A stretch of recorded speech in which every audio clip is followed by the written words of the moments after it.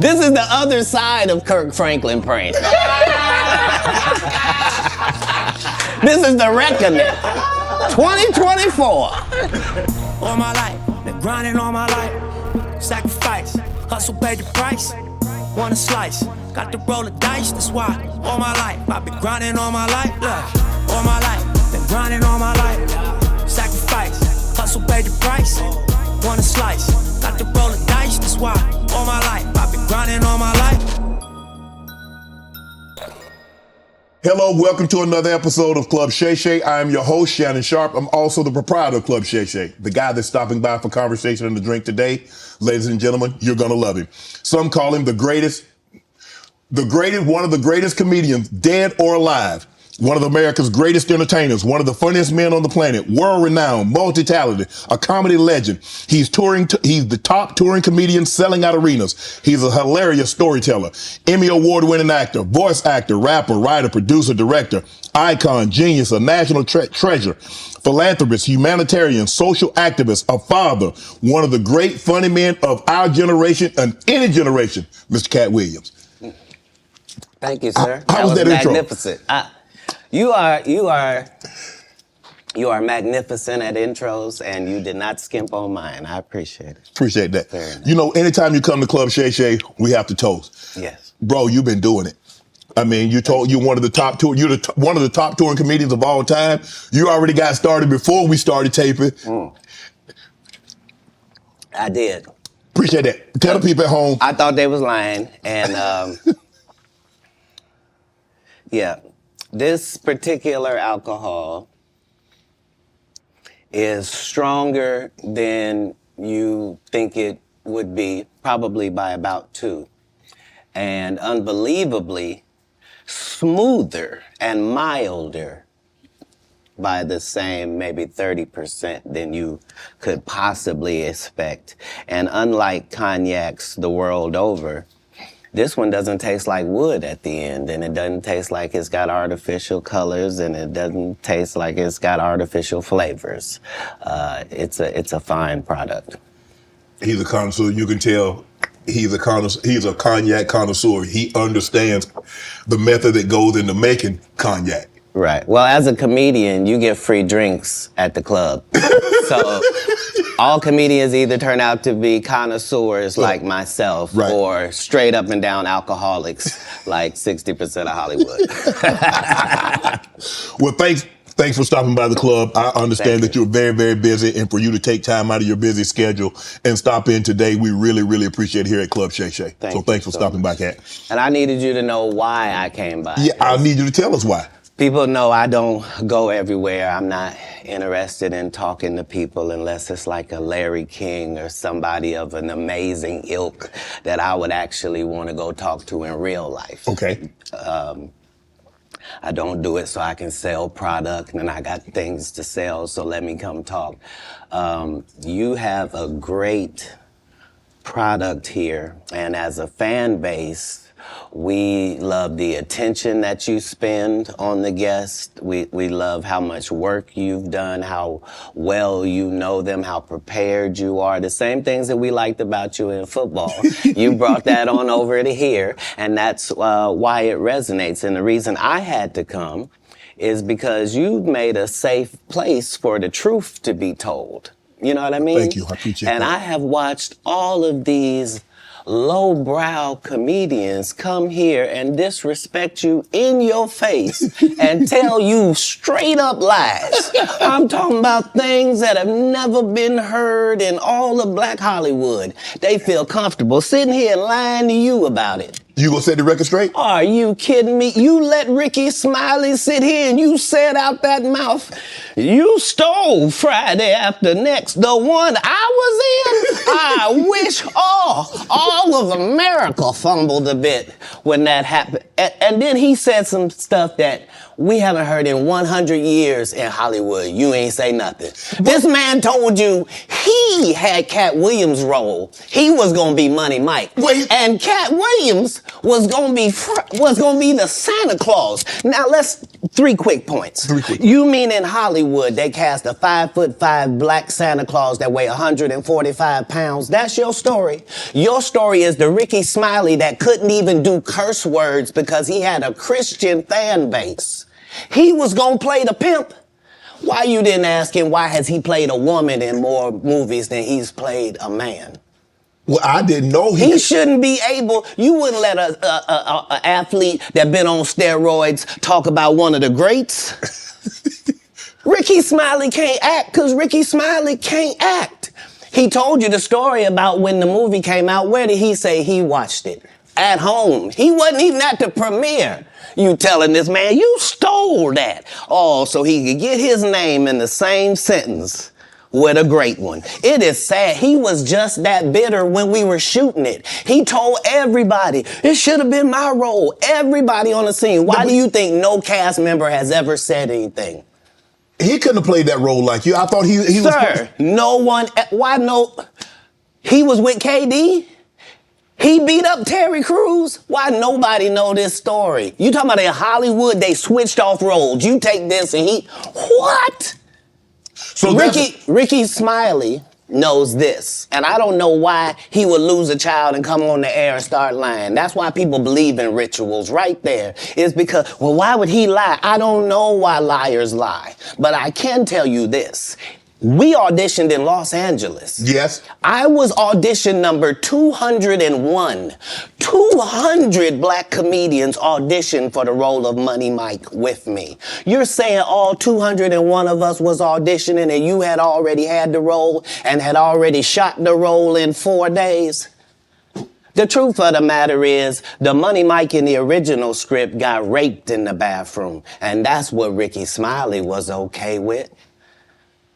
Katt Williams had to take the risk in front of the studios and the cast and our powers that be in his very first movie and say respectfully, humbly, guys, if we're talking about anything else, I have no credibility and I have no pull. But we're talking about comedy, right, where I have all the credibility and all the pull. The problem with Friday After Next is we're trying to make a classic comedy. And this comedy involves a rape. And rape is never funny, no matter who it happens to or what the circumstances are. If you would allow me to allow us to do this movie without a black man getting raped in it, I promise you that it will be twice as funny as it would be with him getting raped. So considering that's the real story, why would you bring up that story? 35 members of the cast and crew have never brought up that Ricky Smiley was gonna play Money Mike. No one ever saw me put on a Santa Claus suit. We got a wardrobe department. They made a Santa Claus suit for me. Why that wasn't in the bloopers? Why? And here's the other thing. Everything that Money Mike said, Katt Williams wrote. So what Ricky Smiley say on his? You can't say my lines, I wrote them. That's how I already know that I'm gonna be funnier than you. What he told everybody was, Katt Williams, don't nobody know who he is. I'm on the radio. I'm with Steven Said. Everybody know me. That's what he told everybody that would listen to on the set. That's the truth of the matter. He was so egregious, not now, then. He was so egregious that, and Hollywood has never heard this in 100 years. He was so egregious, I put in my contract that I won't work with Ricky Smiley again unless he's in a dress. Now, what was Ricky Smiley's next movie? Was it First Sunday? Did he wear a dress in it? You bet he did. It's in my contract. Why would you put that in your contract, Katt? That's where he's a believable actor. Him and Tyler Perry can't play a man to save their life. They play good women, and I believe that the best actor should be in the best role. So that's why, because when we released that clip and he said that, you responded because he said he was supposed to play Money Mike and you were supposed to play Santa Claus. An outright lie. So that he knows is a lie. So why would he say it? Because he's a liar. Nobody knows why liars lie. And that's why I had to come on the program. Cedric did the same thing. Cedric told you when you asked him, did you steal Katt Williams' joke? Yeah. He said, it don't line up. How it don't line up that I did it on TV in 2018? You came to see me at the Comedy Store do it in 2019 and then did it on the Kings of Comedy. Like, what doesn't line up? This is a televised joke that Mark Curry helped me punch up and get to the level that it was. The same Steve that went to go watch Mark Curry do his whole sitcom and then stole everything Mark Curry had. Now Steve got a sitcom where he the principal and he wear a suit and then he gets this high top fade, making all black men think he got the best lineup in the business. And it's a man unit. Then you ask it, why you not a movie star? I didn't want to be a movie star. This the same Negro that hated on Bernie with this same thing. I didn't want to be a movie star. No, you couldn't be a movie star. There are 30,000 new scripts in Hollywood every year. Not one of them asks for a country bumpkin black dude that can't talk good, baby, and look like Mr. Potato Head. There ain't none. You would have to have range. I played a lot of characters, 60 movie roles. I'm not playing Katt Williams in there. I don't know, Katt. We might not let you drink anymore the way I mean, we ain't even got. I'm not fueled by alcohol. I've had a sip, less than you. The truth don't need motivation. I'm just saying I can't let these dudes lie. Cedric's sitting here telling you why he ain't a movie star. He over here look like a walrus. You didn't say nothing. He can't even get his arms off his stomach sitting over here. Why I'm not a movie star. What? It's a situation. He never wrote anything. Remember, when Cedric the Entertainer starts, he's supposed to be singing, dancing, and telling jokes. That's why he's called the Entertainer. Right. We found out he can't sing, can't dance, and doesn't write jokes. He did 4 comedy specials. They're so bad, Shannon, they're not available on Netflix or Tubi. Can I say that again for the audience? They're so bad that they're not available on Netflix or Tubi. You don't think Sam's a good comedian? The world doesn't think that, sir. I have 12 comedy specials. He has 4 specials that are not available on Netflix or Tubi. It seems to me, Katt, that you had a lot to get off your chest. No. You wanted to set the record straight. Winners are not allowed to allow losers to rewrite history. I don't say any of these things if my name is not breached by these people on your platform. If you give a liar a platform to lie, then I'm not being messy by saying, hold on, that never happened, it's untrue, and there are hundreds of witnesses for each thing I'm saying. So let me ask you this. What is your relationship with Steve Harvey, Ricky Smiley, and Cedric the Entertainer as you sit here currently? For 30 years, they're a group. These aren't 3 random guys. The way that Ricky Smiley kept appearing at all of my auditions is because of Steven said he would tell anybody that, listen, they got a gang on that side. They know what it is.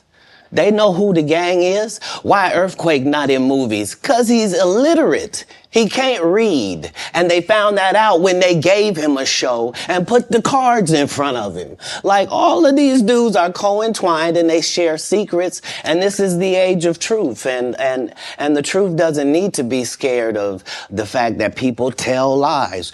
Katt's on drugs. Where are the stories? Why is there no story of anybody who ever sold a drug to me, did a drug with me, was around me when I was inebriated? I got 5 daughters. I got 5 sons. Why would we tell these ridiculous stories?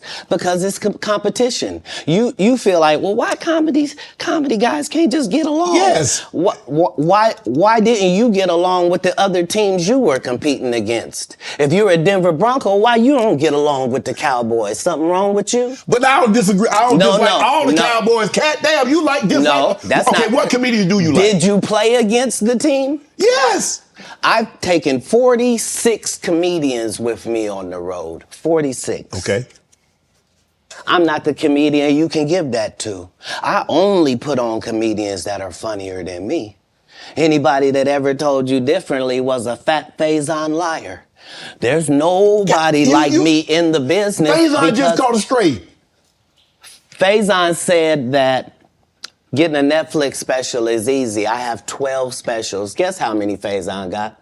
0. So it Why can't be that is he easy. allowed to have conversations about real stand-up people? We do not let people who are on the juice discuss real athletes. That's all. As a journalist. That's all. That's all I'm saying. Okay. I don't harbor any resentment to any of these entities because I can't be jealous. I've never seen them have anything that I ever wanted. If you sign up for their program, you get a light-skinned, weird-faced wife that never do an interview. Oh, man, come on. Listen, in 20 years, won't do an interview. Nobody's ever talked to her, and she's never been interviewed anywhere. And now, understand, I'm not talking about one person. What I just told you applies to 7 people. How they all end up with that. That's part of what you get. I came in this business saying I was going to expose. When I talked about Michael Jackson, when I talked about R. Kelly, they canceled me for these things because why would you talk about another black dude? Race is not where the line is drawn. It's God's side and the other side. And we don't care nothing about the other side. Period. All of these big dick deviants is all catching hell in 2024. It's up for all of them. It don't matter if you Diddy or whoever you is. TG Jakes, any of them. All lies will be exposed. That's all. And anyone who takes that the wrong way, know why they take it the wrong way. The truth is the light. I need to have another one of these. Amen, amen. Shit. I kind of get one here. Right. After that, I don't really kind of know where to go. Let me one more time. Right. We good now? Because the people want to know, well, why would he get blackballed? Yeah, Oh, I was gonna ask you that. because in 30 years, I've done nothing but collect information, knowledge, and your secrets. So if you and a man was in a corner doing something you wasn't supposed to be doing, You will tell it. no, somebody come to tell me. Okay. I gather that. I value that. I'll pay for that. Come, tell me. I know so many things I shouldn't know, and they all know it. They all know it. Why? Because you don't make me the villain. Not the guy that raises black children and ain't never done a hard drug in his life and don't have no stories of doing nobody dirty. And they'll just go out and they'll lie. The industry doesn't mess with Katt because he didn't show up for the studio. No studios have ever said that. Look at my IMDb. It will show you that no studio has ever lost money with me on the script. How? That's why I'm saying, that's why I can't let Ricky Smiley say he was supposed to play Money Mike. Because I wrote the words for Money Mike. I designed the hair for Money Mike. I collaborated with the wardrobe department and made outfits to make sure that no one in America would be wearing what Money Mike was wearing. I told them to go get the Prowler. I then told them to paint it purple. I told them don't have an actor playing a pimp. We could get an actual pimp, Archbishop Magic Don Juan, to play. Like, I did far too much work for somebody to come years later and try to tag along just for their own self-aggrandizement. Why didn't Cube set the record straight? Terry Crews could have set the record straight. Mike Epps could have set the record straight. Why none of them set the record straight? That's what you were supposed to ask him when he told you those lies that But I no didn't one's know it ever was a heard. lie. Right, but he's telling you something no one's ever heard of. Nobody has ever heard, Ben Affleck and Matt Damon was in a movie and somebody said, y'all should switch roles. Like, this is a business. But that's the thing, Katt. Normally when people are giving you information, I'm thinking I'm hearing it for the first time and they're giving information no one else knows or has ever heard. So I'm taking them at face value. These are this is like Steve Harvey telling people he used to be homeless. That's my story. That's not his story. Steve Harvey wasn't never homeless. When Mark Curry was touring with him 25 years ago, he was making $3,000 a show in cash and doing 5 shows a week. They just tell the stories. Thanks to my wife, I'm where I am. You said that about the first wife. You forget that? You told us it was her. Then you went and married somebody else that think like a man. Like, what are you talking about? They think they can rewrite history. Guy Torrey did a beautiful special about the Comedy Store and Fat Tuesday, where he said that Steve and Cedric and Kevin Hart and Tiffany Haddish came through there and made... All lies. Steve and Cedric never performed at the Comedy Store at all. Tiffany was only seen at the Laugh Factory. In 15 years in Hollywood, no one in Hollywood has a memory of going to a sold-out Kevin Hart show, there being a line for him ever getting a standing ovation at any comedy club. He already had his deals when he got here. Have we heard of a comedian that came to LA and in his first year in LA, he had his own sitcom on network television and had his own movie called Soul Plane that he was leading? No, we've never heard of that before that person or since that person. What do you think a plant is? Maybe people don't understand the definitions of these words. He just did his documentary with Chris Rock where he shows you that his whole upbringing in comedy was on the East Coast. Yeah, it was. So how simultaneously was he here in Los Angeles doing the same thing? It didn't happen. It didn't happen. And I hate to seem like a petty individual for picking apart lies, but Jussie Smollett gonna keep lying until you say we don't believe you. Like, it's important in the checks and balances of the universe that liars not get to make complete narratives for themselves. Are you not afraid about being blackballed again? These are some power people. What do you mean again? These people are not powerful. Satan can't create anything.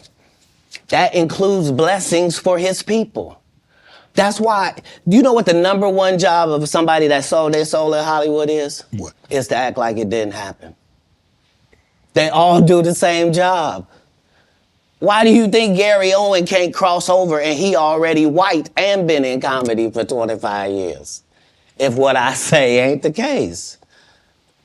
It's a cabal. It's a consortium. They rock with who they rock with and they don't with who they don't. But I'm not scared of being the competition any more than you were when you lined up across from a superior team. Yeah, on paper, they're a better team. Right. They have all the assets and resources and we don't. But let us get on the line, boy, and see if that factors in. I guarantee you it won't. Wow. Because Shannon Sharpe got to be a different person than that other person. Absolutely. And he always was. That doesn't change when I change teams. That remains the same. That's how a legacy is built. So all of these shortcut takers, they canceled me for talking about Harvey Weinstein before the thing came out, but he offered to suck my penis in front of all my people at my agency. What am I supposed to do? He did all of that. I'm thinking I'm the only black person on the script. I get there, there's 3 other black guys on there. Woo. Huh. So you wonder what they did to get there. I told him no. What y'all do? And this is why when I walk in a room, heads go down. Behind my back, I'm nothing. I'm just a regular old comedian that's bitter and jealous. But in my face, no. The king has walked in and they have to respect it only because I've not taken the shortcuts. I've not been funded. They pay you to not talk about things they don't want you to talk about. They tell you that themselves. I can't do that because Steve told you that he stopped doing stand-up because he had 7 TV shows. The only problem is when he stopped stand-up, he didn't have those 7 TV shows. He stopped stand-up because he got in a comedy battle called the Championship of Stand-Up Comedy with one Katt Williams in Detroit in front of 10,000 people and lost because Katt Williams said he was actually bald and that was a wig. And I went in and that's why he couldn't do stand-up anymore.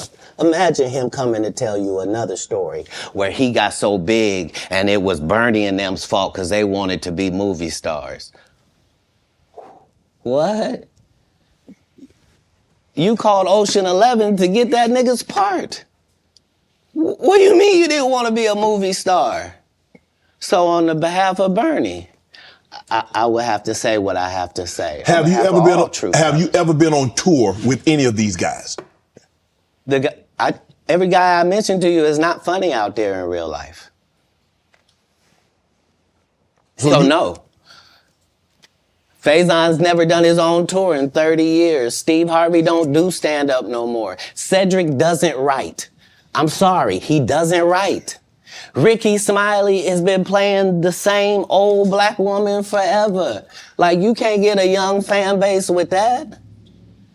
Like, you gotta be doing karaoke around the country to make that work. Right. And he is. But I'm a stand-up comedian. This is my 19th 100-city tour. I'm not gonna have a conversation with these lazy bums that'll take a shortcut at any point. Yes, it's easier for you to juice than to get in the gym, but you don't get to bring that body in here talking crazy. Talk about how good you look. What? No, there's too many comics out there that are putting their life on the line to tell these jokes, man. Okay. Let's get to your upbringing. We're going to circle back and we'll get... I want to protect him real quick, because you had said for the Kings of Comedy, it was in 2018, 2019, but did you mean 1999?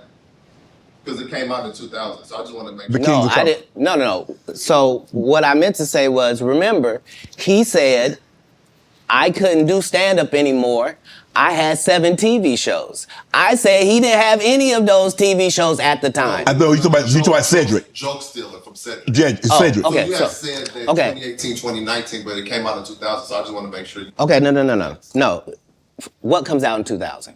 The original Kings of Comedy. Right. I'm on BET's Comic View, and they're using this as the commercial in 1998. Okay. That's why I'm saying, yeah. So if I said the dates wrong, So let's go back and clear that up. Okay. You said, I had Cedric on here, and I asked him about the joke stealing, and he said the timeline doesn't add up. Correct. To that point, you say.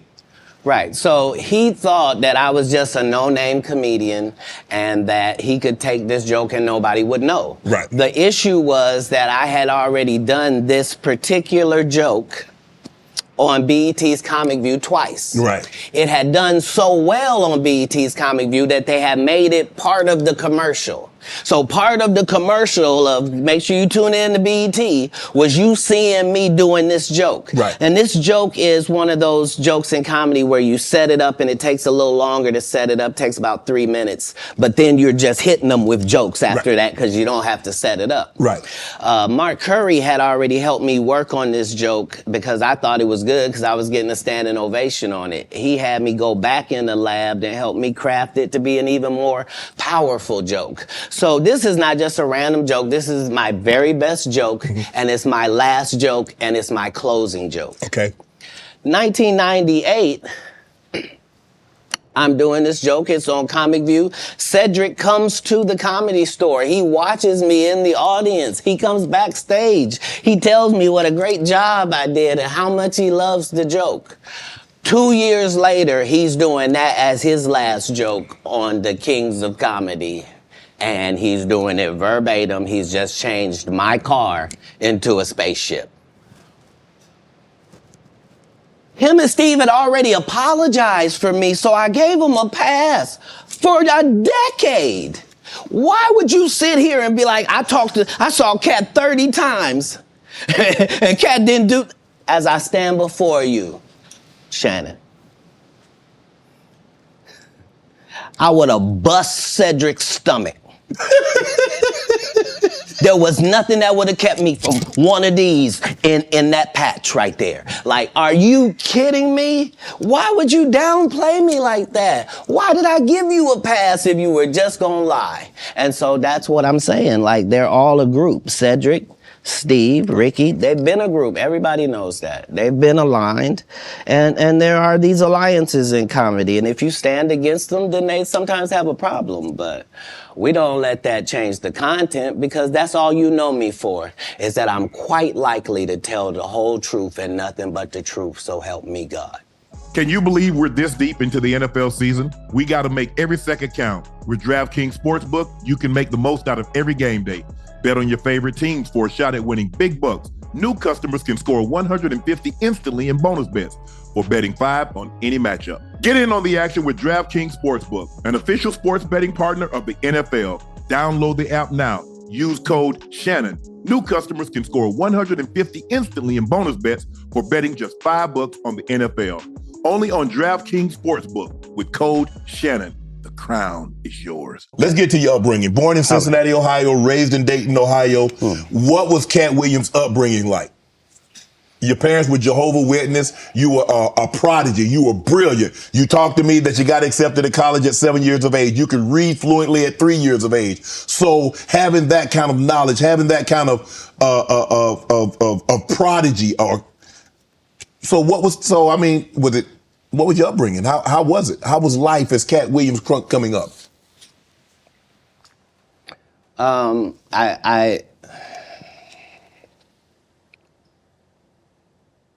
I was often confused because I knew things and I wasn't sure how I knew them. I knew things that I felt like I don't have a reason that I know this, but I love to read. I was voracious because they told me when I was young that knowledge was powerful. That knowledge was power, and I had studied powerful people, and I really believed that. I immediately. My next project was to read the whole encyclopedia set. So when you're like 6, 7 years old, you read the whole encyclopedia set, you think you're one of the smartest people in the world, right, only to get out in the world and find out you don't know anything, you know? So it was a confusing time, but yeah, I had a childhood. I was grown, but I at 5 years old, I was in front of 10,000 people giving a performance with a full suit and tie on, you know what I mean? So yeah. It came full circle for my life. I knew that the applause and the giving of information and laughs and truth to people somehow benefited them and also benefited you. And yeah, so when they would ask me what I wanted to be, everything that I would say that I wanted to be was something that didn't exist. And they would never give me credit for it because I needed to say a doctor or a lawyer, but that's not what I wanted to be. So your parents weren't as supportive as you would have hoped because you were wanting to be things when you got older that they had no knowledge of, or it didn't exist at the time? No, it wasn't that. It was... I'm saying I'm almost 100 years old right now, but if we go outside right now, I can run a 4.340 or sub. I can do a 4.16 if I'm there's Jimmy John's across the street. We can order a sub. But you've been on the submarine. That what you sub? So back then it was even greater. So you got this guy that all the coaches want to play. Man, Cass, don't do that. Hold on, because I'm 5'5" in the 5th grade. I've been this size my whole life. Like there was a portion of school where I was one of the big dudes. Like as soon as everybody caught their growth spurt, I was out of there. But I'm saying I was a competitive individual. My father was an athlete. I can see that. Like, no, I've been 145 pounds my whole career. That's why I never bothered when they said, your cat's on drugs. I knew, how you gonna prove that? My body is a temple. I've been the same size since I was 10. Like, what do you? Yeah, like I haven't changed off this pivot foot. This has always been who I was before stand up or anything. But it was an interesting childhood. I appreciate my parents, even though I couldn't live within the religious frameworks of what they had set up. But that was more not wanting to live a double life and not want to embarrass my family. You know what I mean? Because I read where a form of punishment for you is that they would take books because you mentioned you were such a voracious reader. And a form of punishment was when they would take the books for them because you could read fluently. You told me how at like 3 or 4 years old you could read, not just a little child's book, but you could read. Well, I'm saying when we go to Haiti to do missionary work, understand that my mother and my father, nobody that's there with us speaks French. It speaks Creole and reads French. So I'm in charge of everything, from the housing to the cars to the gardener. Like I'm saying, so I'm not just reading, I'm reading in multiple languages. Like How old are you at that I'm time? probably reading 3,000 books a year from the time that I'm 8 years old to the time that I'm 12. No fiction books at all. I'm only reading nonfiction. You could drive. At 12, you received a full scholarship to the National Science Academy in Dayton, Ohio, but you failed, so you would become ineligible. Why did you want to take that opportunity? I didn't see it as an opportunity. When I got in there, all the students were wearing lab coats, and it seemed very confined and restricted, and nobody seemed like they were having fun. It just seemed like everybody was smart. I didn't want that. That wasn't what I was signing up for at all. And plus, I thought that Jesus was my big homie. So you know how you get a story about a dude joined the gang and you get a big homie, right? Mm-hmm. Like at this particular point in my life, my thought is that the Bible is the greatest book that's ever been written. Okay. That it houses the truth, and that it gives you this story of Jesus, and that I'm supposed to be like him. Okay. So it's already in my head that as soon as I get 13, I'm leaving. You at 13, you don't only like, okay, Mom, I'm moving out. You moved from Ohio to Florida on your own. You weren't afraid. I mean, you like, did you? Hold on. Did you not have?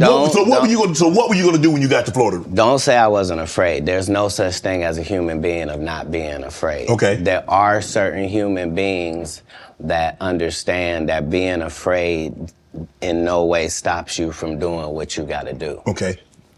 So I was afraid, but I couldn't be that afraid because I knew what had happened with Jesus. I knew how it worked out.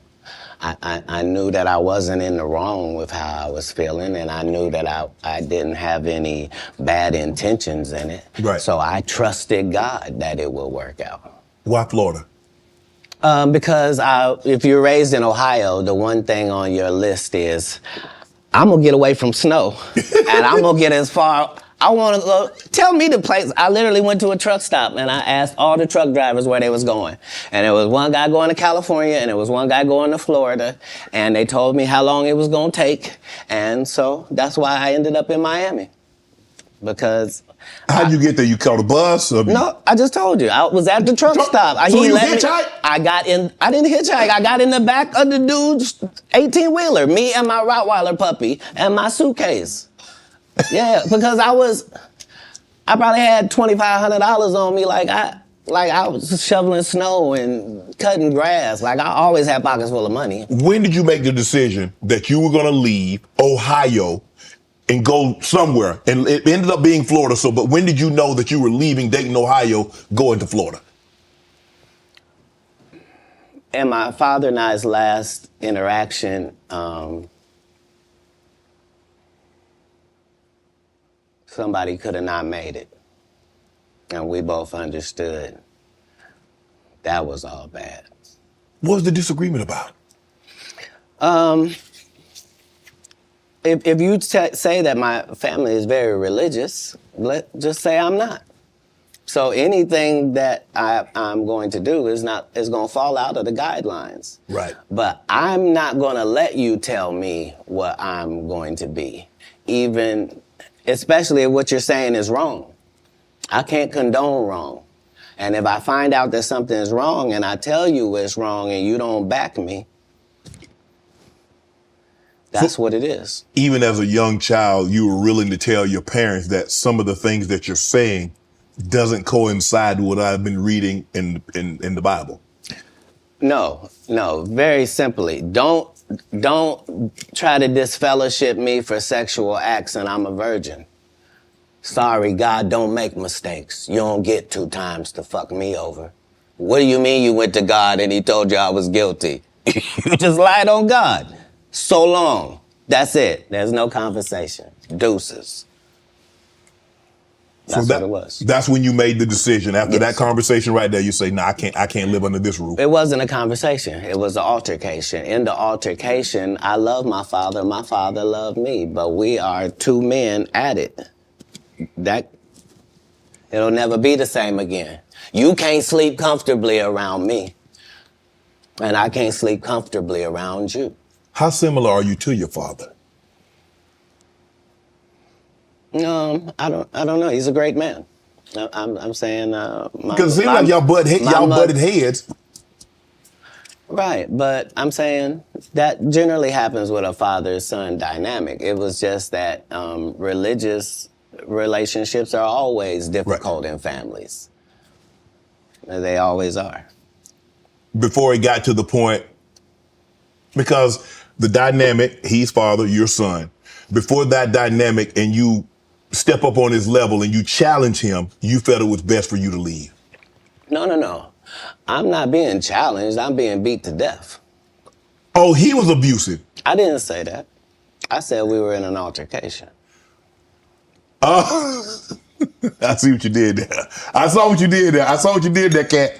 Yeah. I saw what you did. You was in an altercation. You didn't say you lost. You said you was in an altercation. I in no way gave you the impression that I won anything. I'm the one leaving. I'm out of bounds. This is his house. Right. Yeah. So as long as I'm going to be under his roof, there are certain things that I'm going to have to do. Right. And the only way that's going to change is either this or that. And I'm saying I had two younger brothers. Like, I'm not an unreasonable person. Like, I don't have any mental issues whatsoever, despite what they lead people to believe. You know, I make pretty good decisions. Were you not... So how was their relationship with your father? Were you not afraid to leave them? Well, I asked because it went all the way to the actual department, so it was actually going to be something. And when I asked them if they could just make sure that my brothers didn't get separated and what have you, they said they couldn't make those type of guarantees, that they weren't really sure what would happen if this went down. And so part of leaving was the hope that it would be okay for them, because none of them experienced what I experienced. I'm saying I'm the oldest. It's a lot riding on me. I'm supposed to at least religiously hold down the family's name at this household. Right. You know what I mean? How much older are you than the baby and the knee baby? Like a lot older. Like if I'm... 13. Yeah, they're 5. And... in Pampers. Wow. Right. You go to Florida. You tell the story. I've heard you were homeless, and somebody else told the story, said they were homeless, and you said they hijacked your story. Now I don't. At 13, I shouldn't have to tell you I'm homeless. I'm in Miami, Florida. I have no family members in Florida. I couldn't buy a house if I wanted to. I couldn't get an apartment if I wanted to. I don't have a credit history. Like, this is not a stretch for me to say that I'm homeless. I'm living in a park in Coconut Grove. The park still exists to this day. For 8 hours a day, I would get up and go to the library and study for 8 hours a day to increase my education. And then I would leave out of there and go to the marina and steal car radios and make $2,000 almost daily. Like, I had a routine. So you really could have played that Santa old thief and Santa Claus. You could have played it. No, the Santa Claus wasn't a thief. The Santa Claus, you can't tell me. I read the script. Ricky Smiley told you he didn't read the script. The Santa Claus was a crackhead. He just had that outfit on. That's what I couldn't have played. Okay. Like, I couldn't have played a black guy that got raped in the bathroom. Right. So at any point in time, you're like, man, I made a mistake. Man, I should have stayed my butt in Ohio, man, because this ain't what I signed up for. I didn't experience anything once I left home that I hadn't signed up for.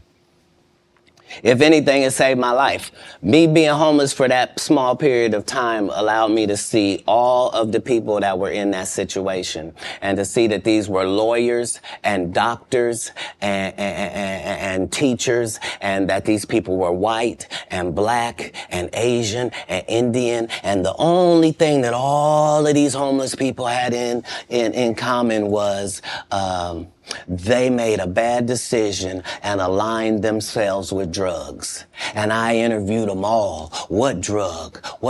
And guess what, Shannon? What? Nobody had a great story. Nobody had a great story of what meth had done for them, what crack had done for them, what cocaine had done for them, what heroin had done for them, what speed had done for them. Nobody had them stories. Everybody's story was, I had my life together. And then I decided to do this dumb thing. And I lost my wife, I lost my house, I lost my cars, I lost my reputation, and I'm now out here sucking penis in the woods. What?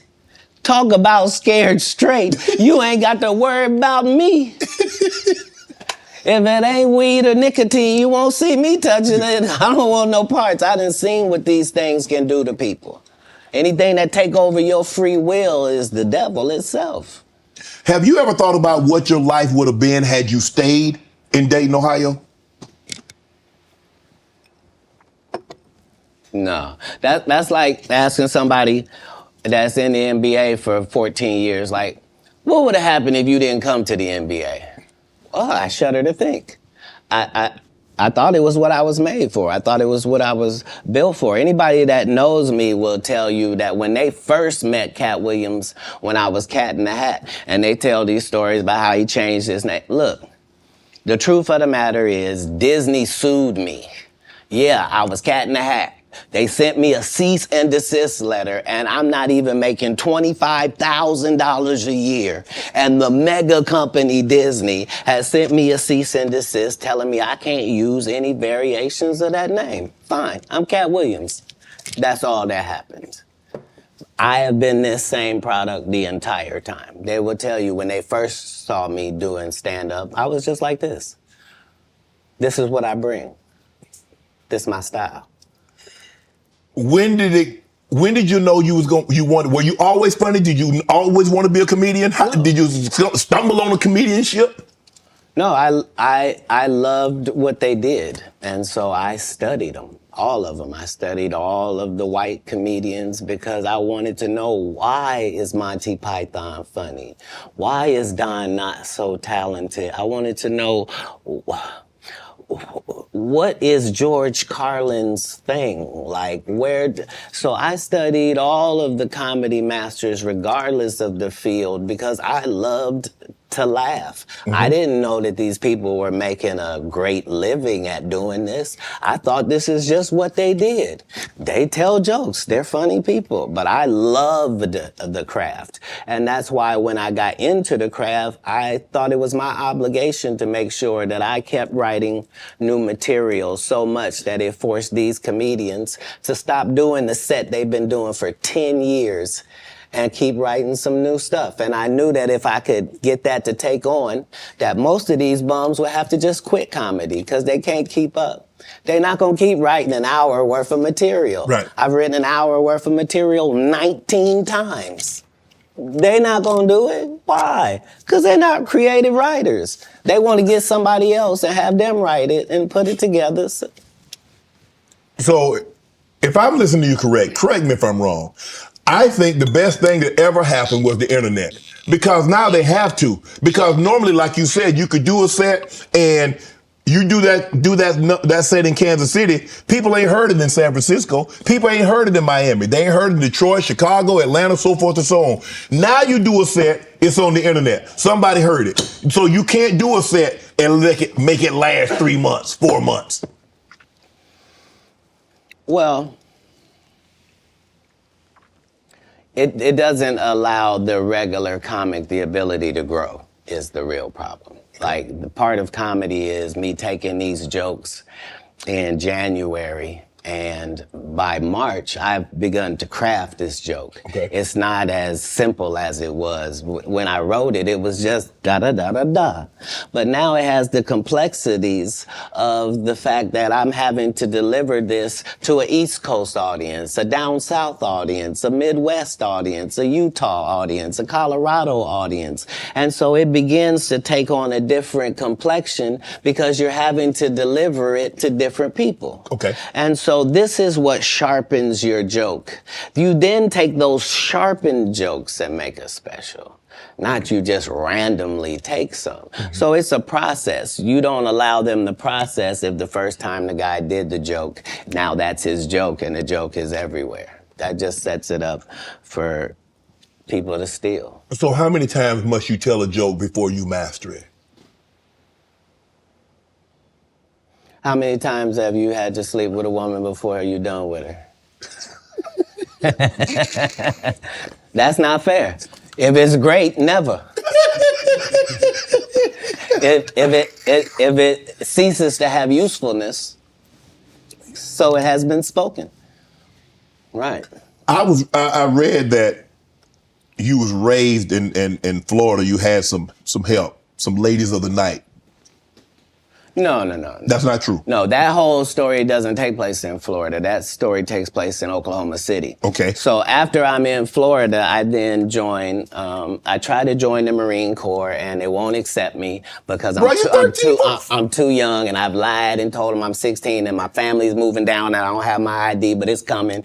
And so they let me go to the boot camp, That's not gonna work now. Okay, so I've learned that lesson. Right. So then I get this job selling stuff door to door. Across the country. And so I've been to all 50 states. Again, I'm 14 years old.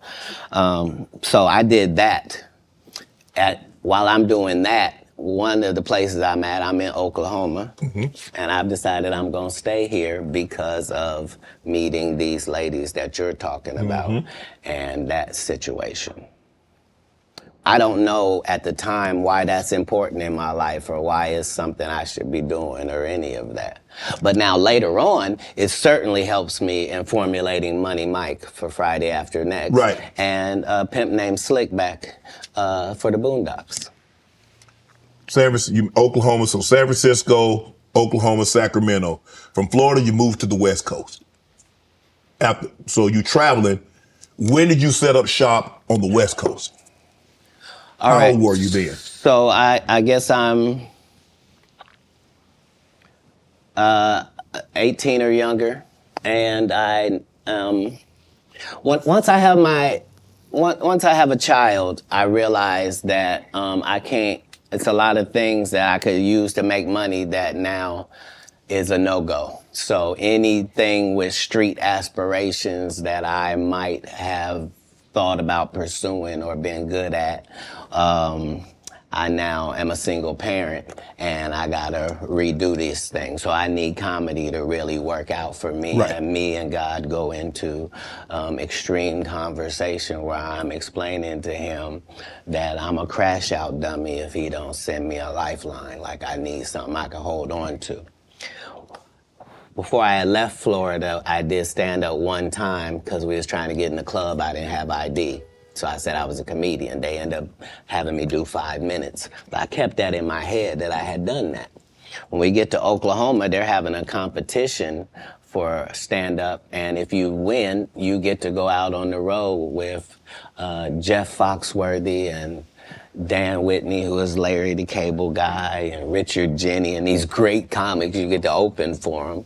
And once I did that, I realized, okay, as a comedian, I'm like way behind schedule. I done started this too late. All the funny guys are already funny and known names. Like, how am I going to progress? So I realized that I do better with a white audience than I do with a black audience. And I'm not sure why that's occurring, but the white audience likes me more. That's interesting. So when I moved to Sacramento, it's because Sacramento has a white and a black audience almost 50-50. That's almost the makeup of Sacramento. So I live in Sacramento for 2 years until I get to the point where I am equally as funny if the room is black as I am if the room is white. That's not enough. Now I need to be one of the good ones when it comes to black comics. So now I have to move to Oakland, and that's what lands me in Oakland for 3 years. Once I have dominated male black comedy in Oakland to my liking, now I'm prepared to go to Los Angeles now. Now I know you can't throw me any curveballs. If it's a white audience, if it's a black audience, no matter what they are, I'm prepared to deal with all of the audiences. Do you write jokes according to the audience that you're going to be in front of, or is your joke universal? Well, in the beginning, part of my framework is that I'm tailoring every show to this audience. Okay. And that's how I was able to show my range and show that I was better than my competitors, is that I'm Katt Williams, but I was still doing clean comedy. So I was still going to churches and doing 45 minutes of stand-up at the church with no curse words, no sex, drug material, no none of that, just straight stand-up. And then I was doing everything else. And at the regular club. Yeah, that was the range, is that when in Rome, do as the Romans do. So that's how I started. But as you begin to get better, you begin to be able to speak to your entire fan base. And that's really what's been helpful, is that I've been having the same conversation with my fan base for 12 comedy specials. Is that what set Katt Williams apart, is your range? Is that you can do a comedy, do 45 minutes in the church. I can go to a comedy club in front of 250, or I can go into an arena with 15,000. That's range, because everybody can't do that, Katt.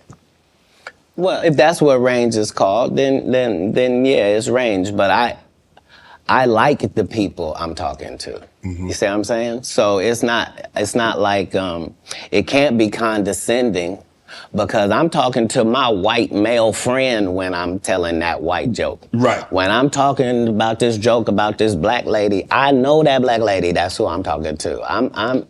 I'm speaking to this fan base that I've been speaking to from the beginning. I already told them what I was on when I first came in. I told them they was gonna come after me. They was gonna cancel me. They was gonna say terrible things about me and try to mess my life up. I said that coming into stand-up. I'm saying it in my So you knew it was going to be? It has to be. I know I'm going into the belly of the beast. How could I be naive? I know that I'm going into Satan's playground, but I'm trying to be so good that you got to bring me in so close that I can see who's doing what and what's going on in there.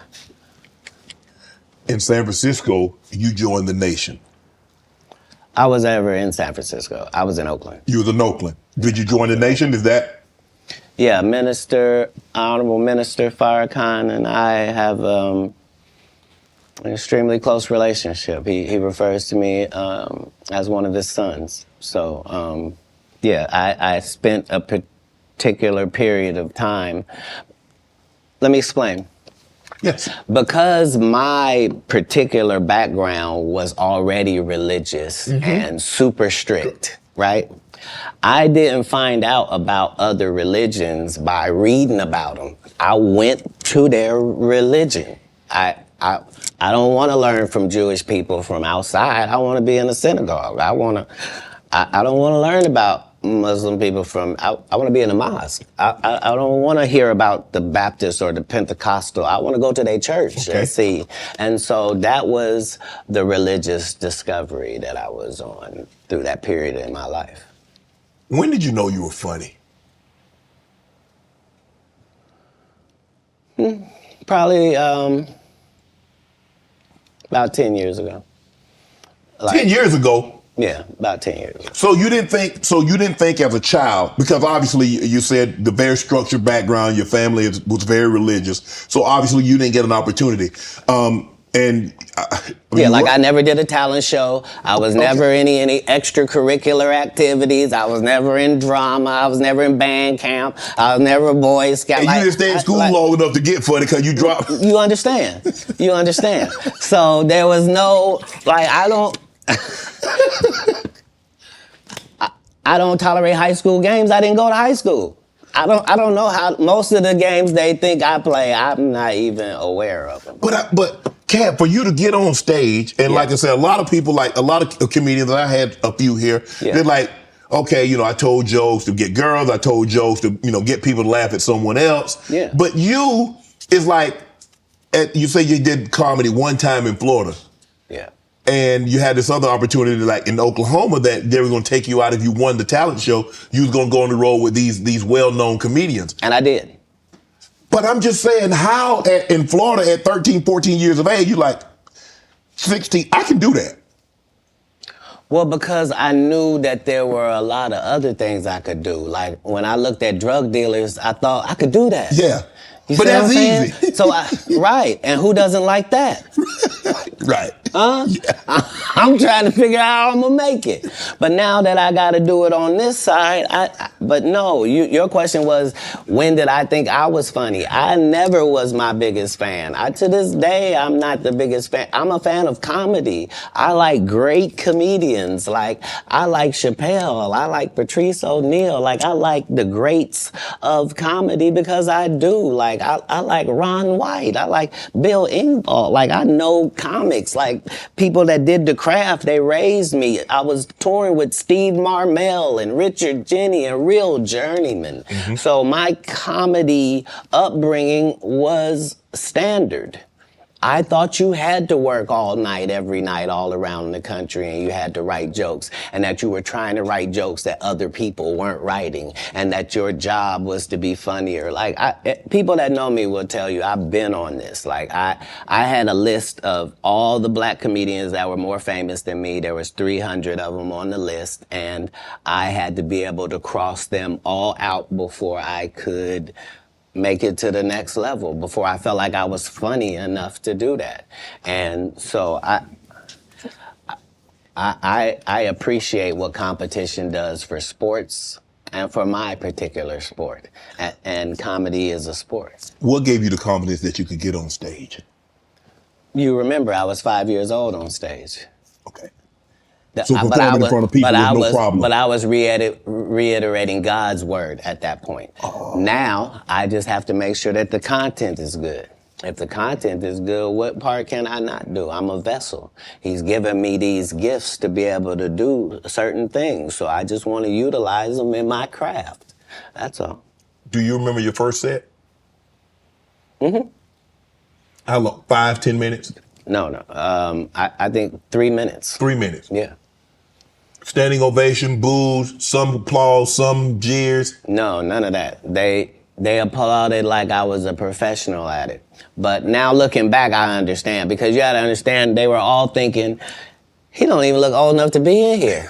And we don't have any black guys that live in this town. Right. Where did he come from? And then he gets up there, and for 3 minutes, he's talking about the fact that he is the entire black community. Right. And he is as disappointed in them. It looked like they looking for where the rest of them is. And so is he. And that was his set. But I understood from that point that the truth is really the commodity, and the fact that we are all individuals and all separate and all our own islands, but not in real life. In real life, it's only 5 or 6 different types of people, and you're gonna see them everywhere that you go. And all my enemies all look the same in the eyes, whether it's Faison, Wanda, Aries Spears, they all look like... Man, what you got against Wanda Sykes? You think I don't remember that? Sir? Wanda Sykes and Wanda Smith are 2 separate people. I mean, Wanda Smith. And I had only said one name, sir. Wanda Sykes I'm cursed. is amazing. I love Wanda. And I agree. I love Wanda. That's my girl. Mine but as well. I remember on the radio, you went on a radio interview. If I'm not mistaken, that's in Atlanta. Right. And you came on there with seemingly good intentions. And she attacked you. It wasn't just that part. It was the fact that before I go in there, she has a conversation about, okay, now, I just want to talk to you because you just won an Emmy for the city of Atlanta, and this is in Atlanta, and they just want to hear about the Emmy and hear from you and to thank you for what you did putting the city on. Right. Okay. And we won't talk about your kids. We won't talk about jail, no cases. We ain't going to talk about none of that. Right. And immediately gets in there and goes the opposite way. You can't flip up on me because you're an inferior comedian. I'm going to destroy you, and I'm never going to call you out of your name. I'm never going to say anything disrespectful to people that look like you. It's a very thin line I gotta call, but this lady is trying to embarrass me in front of a largely homosexual fan base. That's why she got canceled. Gay people don't take it kindly that you would, as a derogatory, call me gay. Gay people don't feel like it's derogatory. So why are you trying to shame me with something in a community I don't even belong in? There's no gay people saying I belong over there or been over there. You did but I have no hatred of over there, and how dare you? You did a number on it, though. Hey. You did a number on it. That's legendary. No, you either believe in karma or you don't. Because I didn't even know any of the stuff that she had done to my fellow comedians until afterwards. I just know that it was a setup. Right. And remember, they tried to kill me this same weekend. Not in jokes, with a real gun in my real face on real camera. Understand I'm losing my life for participating in something that goes along with my job. Like, it's two comedians, what do you mean? And the world was okay with it because it was me. Had that happened to anyone else, the world went crazy when Will smacked Chris. This is a person pulling a whole gun on a comedian in the confines of their job. It's really a weird situation when they hate you that bad. Yeah. Yeah. You felt she hated you at that moment because you mentioned that she said it was going to be very professional. Oh, you won an Emmy, congratulations, you put the city on, you own for the city, yada, yada, yada. And now, did she mention anything about the Emmy on camera? I believe you saw the video and you know that none of that took place. See, the issue is that all the comedians have to come do these radio stations because you have to sell your tickets, and so that means you have to go to the radio station. Yes.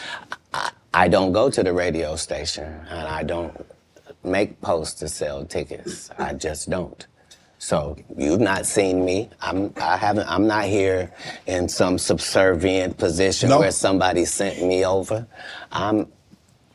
You here out of the kindness of your heart. You are. No, I'm saying in the interview situation. Yes. Yeah, right. For sure. Yeah, and this person knew I wasn't there for that But how hard, because you have to understand, she is a female. And so you have to be careful. You have to handle her with kid gloves. Sir. You want to go ahead and take that out? You don't want to be against equality, do you? No. What you just said was very unequal, sir. But I think maybe you've had enough of this. Because I think I just heard you say that women are not equal and should be treated unequally. They want to be treated. You mean equal. As a comedian? No. Listen, you understand and I understand. Yeah. In certain situations, they want to be treated equal. Not all situations. And what part of what you saw her get? She deserved everything you gave her. What part would have been different if she was a man? It would have just been more vicious. Yeah, that's my point. I took all the vicious and venom away because I didn't have any. Plus, I understood. I'm not trying to offend black women with short hair. I'm not trying to offend heavyset women. I'm not trying to upset fellow comedians. I'm not trying to do any of that, and I am qualified to be able to do none of that and still eviscerate you because I'm smart enough to know that I need to say that you have gnarled fingers because I know your limited education means you don't know what the word means. So you can't possibly respond to it. You're not sure of the meaning. And I'm going to continue hitting you because this is what comedians do. Right. You've been masquerading that you're a comedian too. And that's the fallacy. So nobody in boxing fights out of their weight class. If you're a 130 pounder, you don't just show up with the 160 pounders. You stay in your weight class. Is that what you wanted to do? No. That she was out of her league when it came to... Because I didn't want to do any of it. I know you didn't want to, do any but once she took it there, did you feel that you had to go there? Oh, where? You could have said, Wanda, I didn't come here for that. I just want to do the interview. I just want to talk about what happened. Oh, you misunderstand my job. My job is to be funny. My job is to be funny first. My first job is to be funny. My second job is to be respectful. My third job is to be immaculate and Gaza strip it. That's non-political. I'm saying, if you do it, you let a terrorist accidentally touch over here, and I won't stop burning you down until there ain't nothing left. It'll literally be rubble on top of rubble, and I'll still be bombing. Why? Because that's why you should mind your business. This is what F around and find out is about. Right. Have you ever been booed, Katt?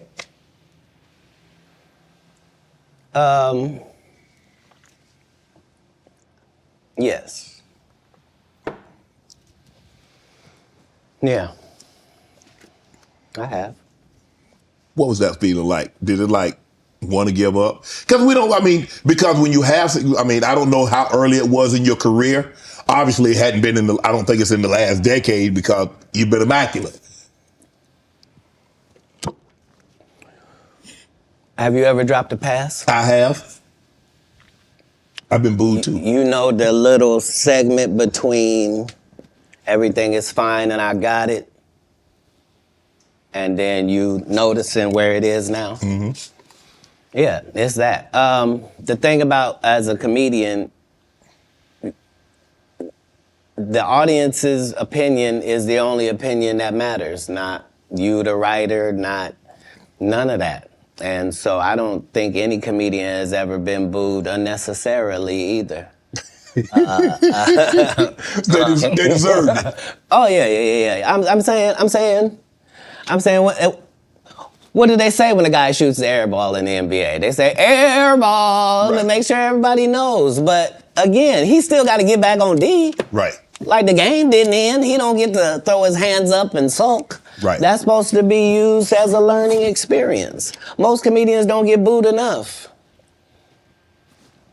I mean, this is how you end up with a Michael Blackson who's a real African doing a fake African accent. Okay, this guy is mad at me. All I did was give him the best advice of his life. Remember, he was wearing dirty dashikis. And I told him he needed to dress to be in the position that he's trying to say that he's in. And if you're the African king of comedy, sir, there's actually comedians in Africa doing comedy. If you're going to say that, you got to go to Africa and get a school, dude. Everybody got, you got to put in some work. And these guys, they take my advice, they change their whole persona, and then they hate me for it. And generally, I'm just too big to comment or make a statement about it or do a live or any of that. But when it gets to be a whole grouping of these guys, I gotta come and talk to Shannon. I gotta lay it down at the altar. You know every comedian. This is the other side of Kirk Franklin prank. This is the reckoning. 2024. The reckoning. You watch that. You know every comedian that's been on my show. You watched every episode. No, that's not what you said. You said I know every comedian. You know every comedian. You're limiting me. Oh, you watched every episode because you know things. You know things. That's always where I'm trying to come from, whether it's comedic or otherwise. That's why even if you see me get arrested 10 times in a row on TV, as a fan of mine, you can be like, he finna be right out.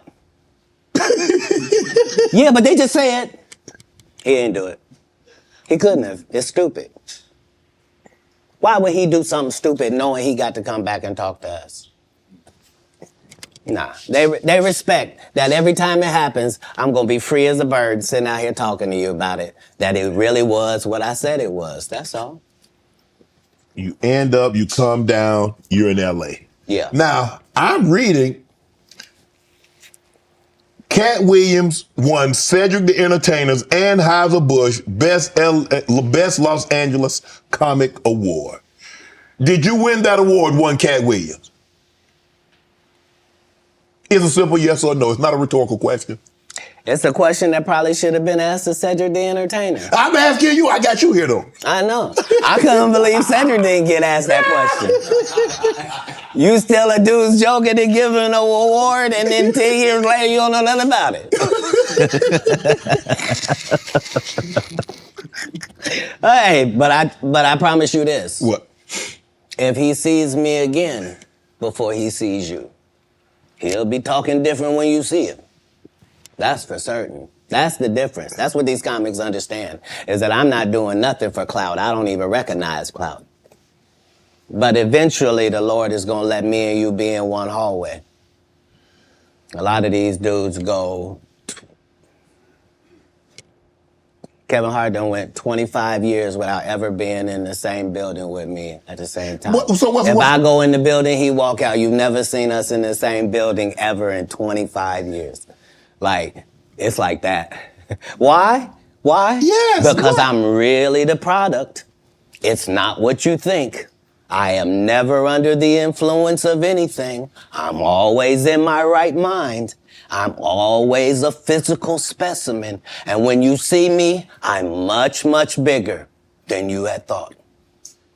I have far less play in me than you would like. And I'm relentless. I'm out there. I'm still, to this day, I play 11 games of basketball with a 20-year-old. The record is 92-6. This is just in the yard, just to the rack, just cause. You work out, Cat? You work out, Cat? Not to the gym. You don't work out in the gym? You do push-ups, sit-ups? My whole life it was just push-ups and sit-ups only. I would do like 100 push-ups a day. Just. I thought you were gonna say 1,000. No, because this is literally every day. Right. This is not for the gram. You know what I mean? Like literally 100 a day. And I would do push-ups, and then I tore both my rotator cuffs. And so it was only thanks to golf that I was even able to get my You a golfer now? back. I've been a golfer for quite some time. My short game is impeccable. I can't get you but 2 and some change off of the tee. Off the tee, but I'm still coming in for par guaranteed. You playing for the tips? No. I've found that you don't get anything for that. It seems very egomaniacal. They go, hey, Cat, for free, you can go further back. Hey, what? Wait a minute, does it still count the same? Hey, I'm up at the ladies' tee. Don't tell me my pronouns. On the golf course, I'm she, her, him, them, and they. Whoever at the front tee. I know we're joking, we're having a great conversation, but you did win the award. How did the award help your career? It had to help something, Cat. Nope. God, come on, Cat. I didn't remember it happened to you, just said it. How can Cedric give you an award that was worth something? Everything Cedric and Ricky Smiley ever been in got canceled for not being funny. Ricky sat here and told you that they cut him out of every movie he did. They always had a reason. Like,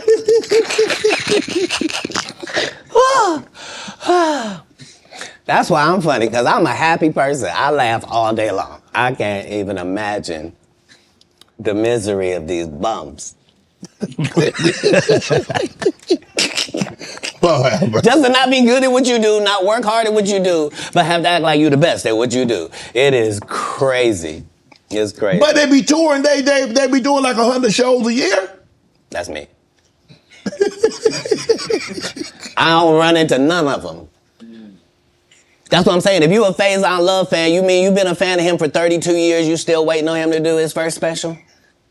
You mean to tell me if Steve Harvey, your favorite comedian, you mean you've been waiting for him to do stand-up for 15 years now? I mean, Steve got a lot of other DL's still out there. None of those irons matter to stand-up. Who cares that they wrote a placard for you to do Family Feud on? Like, you're successful because we're surprised you can talk for a living and it's entertaining that you're gonna say some funny country things. But not a writer. Right.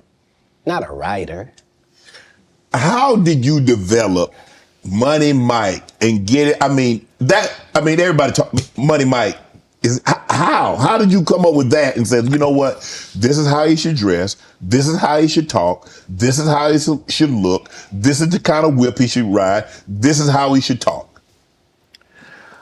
So if you'll remember that was my first movie, just understand that what I did then, I've done with every single role, whether it was an Emmy-winning role or whether it wasn't, whether I was playing somebody homeless, whether I was playing a dirty vagabond on Atlanta, whether it was an eccentric guy in First Sunday, regardless of what the role is, the first thing I do is erase me from it. Okay. So anything that I would naturally do, that's what I'm not going to do because I'm playing a different character. Playing the character, okay. Right. So I then create this person based upon real life circumstances. So I don't have to wonder what a pimp thinks because I've been in that position for a little while. I also worked manual labor for some time in my life, so I don't have a problem paying somebody that works. And I don't have a problem being a go-getter because I'm a go-getter. So I bring whatever I can to these characters. I was able to... the first week that I got the script, there was a pimp guy that used to be a pimp, but he wasn't anymore. He was a rapper now, and his name was Mac Minister. And he had been a pimp and was getting ready to be a rapper. And I had never done a movie before. I was a stand-up, and I'm getting ready to do the movie. And so I was able to craft what a real pimp was like, what was too much. I didn't want to be stereotypical. Right. I did the research. I saw how many times people played pimps, and they were always... It was always something weird about them, right. I guess, because it's a weird job, you know what I mean? Right. And I wanted somebody that didn't seem like none of that he really thought it was a business and treated it like that. And so, you know, adding those levels to acting is what all actors do if they're not Steve or Cedric or Ricky. Like, you're trying to create a character. You can't just be Faison in every movie. Like, you just gonna take your shirt off on every movie? Like, why does it say that in your script? Man, let Big Worm live. Let him breathe, Katt. Let Big Worm breathe. Stall him out now.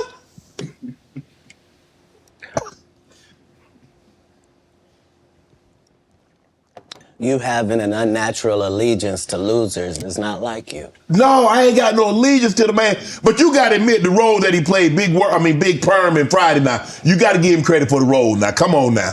Let me ask you a question. Yes. If what you're saying is correct, why wasn't he in next Friday or Friday after next? I mean, his role, It wasn't good. Sorry. There was a lot of people that appeared in the first one that weren't in the second one, Katt. I'm just telling you why. I'm sorry. I'm sorry that there's a news flash that there are reasons for things in a business. Yes. Oh, okay. Well, why did you bench D-Lo? He had 2 points. What are you talking about? Shut up. But I like him. Nobody cares about that. That's not what we're talking about. These are business conversations that deal with businessmen. Right. Right. When you're good at something, you should progress. The guys that are not as good, they should fall down by the wayside. That's natural. So you believe if your talent doesn't support it, you should fall by the wayside, and the guys that have the talent and they get elevated, they should move. No, that's what water says. That's what the universe say. The universe say the levels. No, not I say. Who am I? I'm nobody. But I'm working every day as if I think that's what should happen. Is how it should be. And I'm choosing comedians that also write and work hard and don't steal other people's material. And I'm making sure that they all make $300,000 a season. And I'm making sure that they're not ever signed to me or my conglomerate. And that's why they're successful. No, you can work with me and still be an independent businessman, boss owner like you came in. Right. I don't need you to be subservient to me. That's those other guys that make you pay dues. You said earlier that you rewrote a lot of what Money Mike was to say and how he behaved. So they allowed you the freedom, the liberty to ad lib. How much? Would they allow you to just make an interception if didn't nobody talk about it? As a football player, if the ball come your way, can you just grab it? Can you make an interception anytime? Are you allowed to pick up any fumble? You can do any hustling, right? Oh, okay, same here. Same here. But here's the thing, though. Even as an offensive player, they might let me ad lib once I get a couple of years under my belt. They wouldn't let me ad lib as a rookie. That was your first movie. I told you the conversation in my first movie. Just because I am committed to laughs. The only way I made it past those 300 comedians, I didn't tell you this. What it required is I had to watch all 300 comedians 10 times a piece.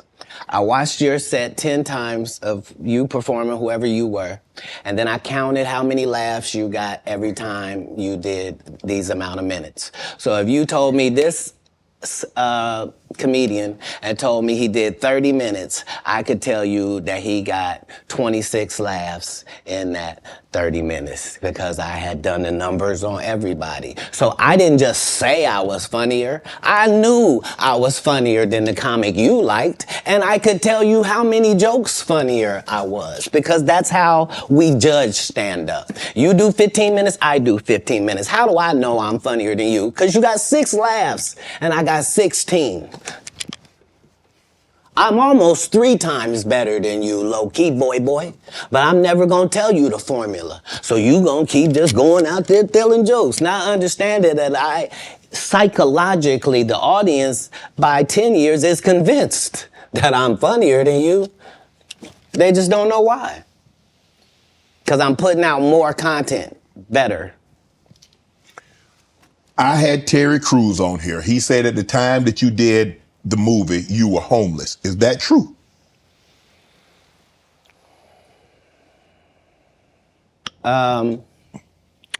This was my situation. 5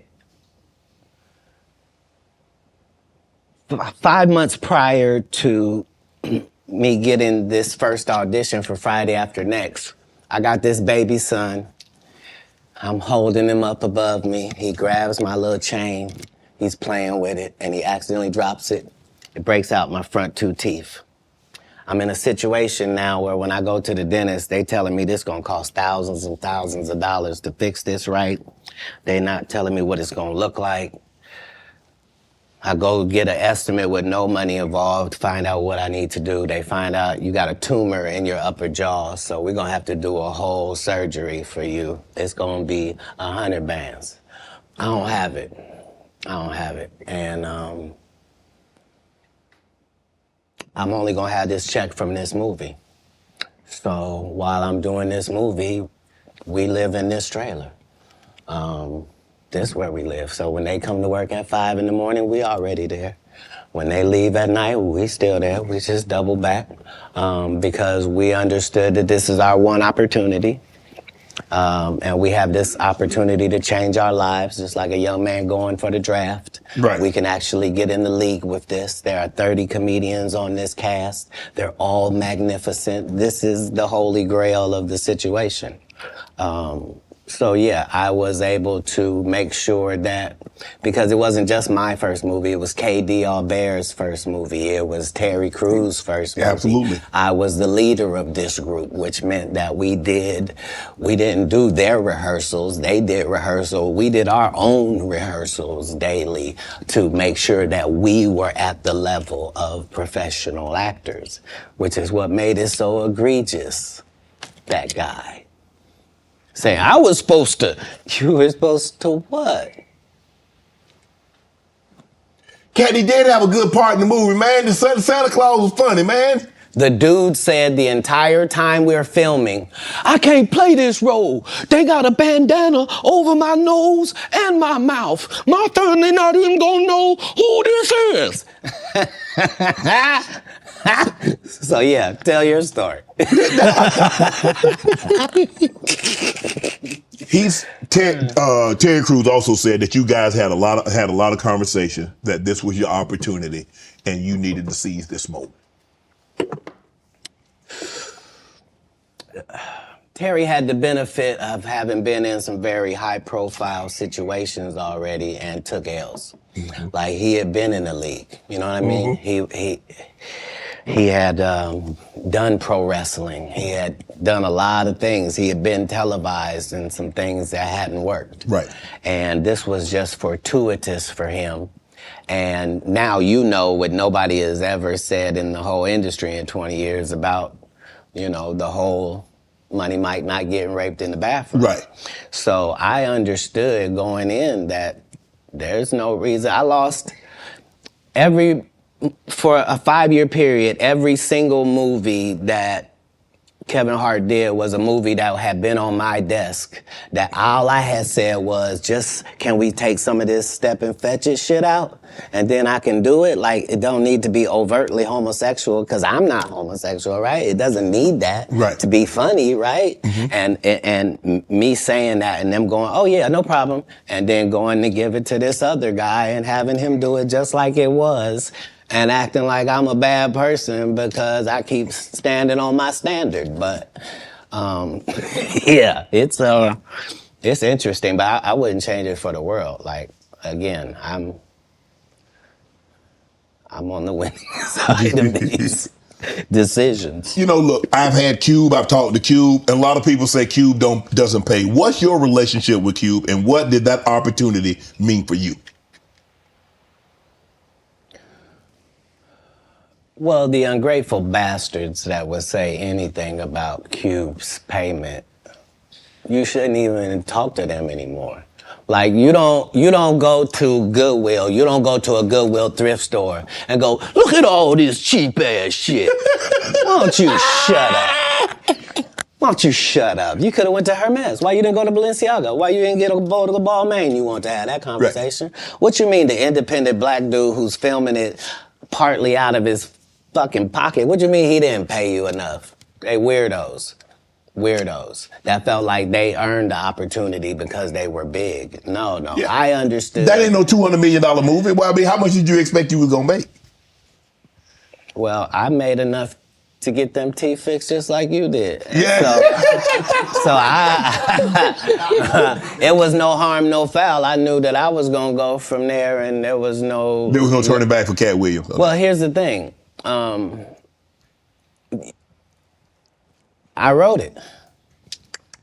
What I'm saying if I did it and I did a good job at it, you can thank me. I was involved. Right. I'm not gonna come later on and tell you, I never even read the whole script. So how you know what roles? What? What do you mean you never read the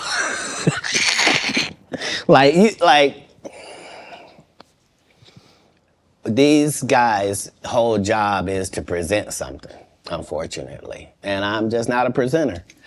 If you ask me a question, I'm just going to tell you the truth of how it went. Would you be willing to do another Friday? Cube already asked me to write it. I was supposed to have been writing it. This is what these guys are mad about. Like, we lost some great people before this movie could come out regardless. Right. And so, yes, there desperately needs to be one. But we miss John Witherspoon in a way that can't really be quantified, if I'm being honest with you. And the Chris Tucker that we got now is Epstein Island Chris Tucker, not Smokey. Oh, Lord. Whew. If I didn't know no better, I'd tell you he's the greatest. I don't care what you say. To be confident and not delusional is a real skill. Most of these confident people we see is really delusional. Well, you don't think they asked Chris Tucker to come back in the second Friday?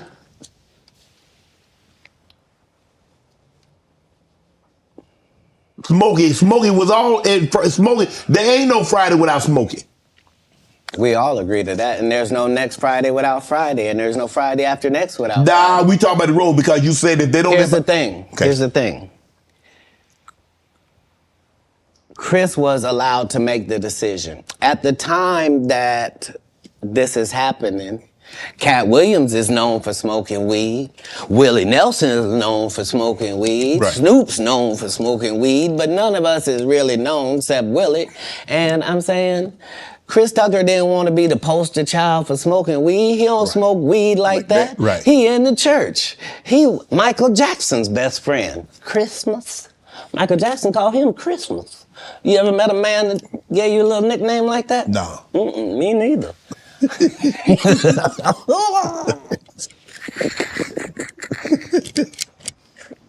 Must be the greatest.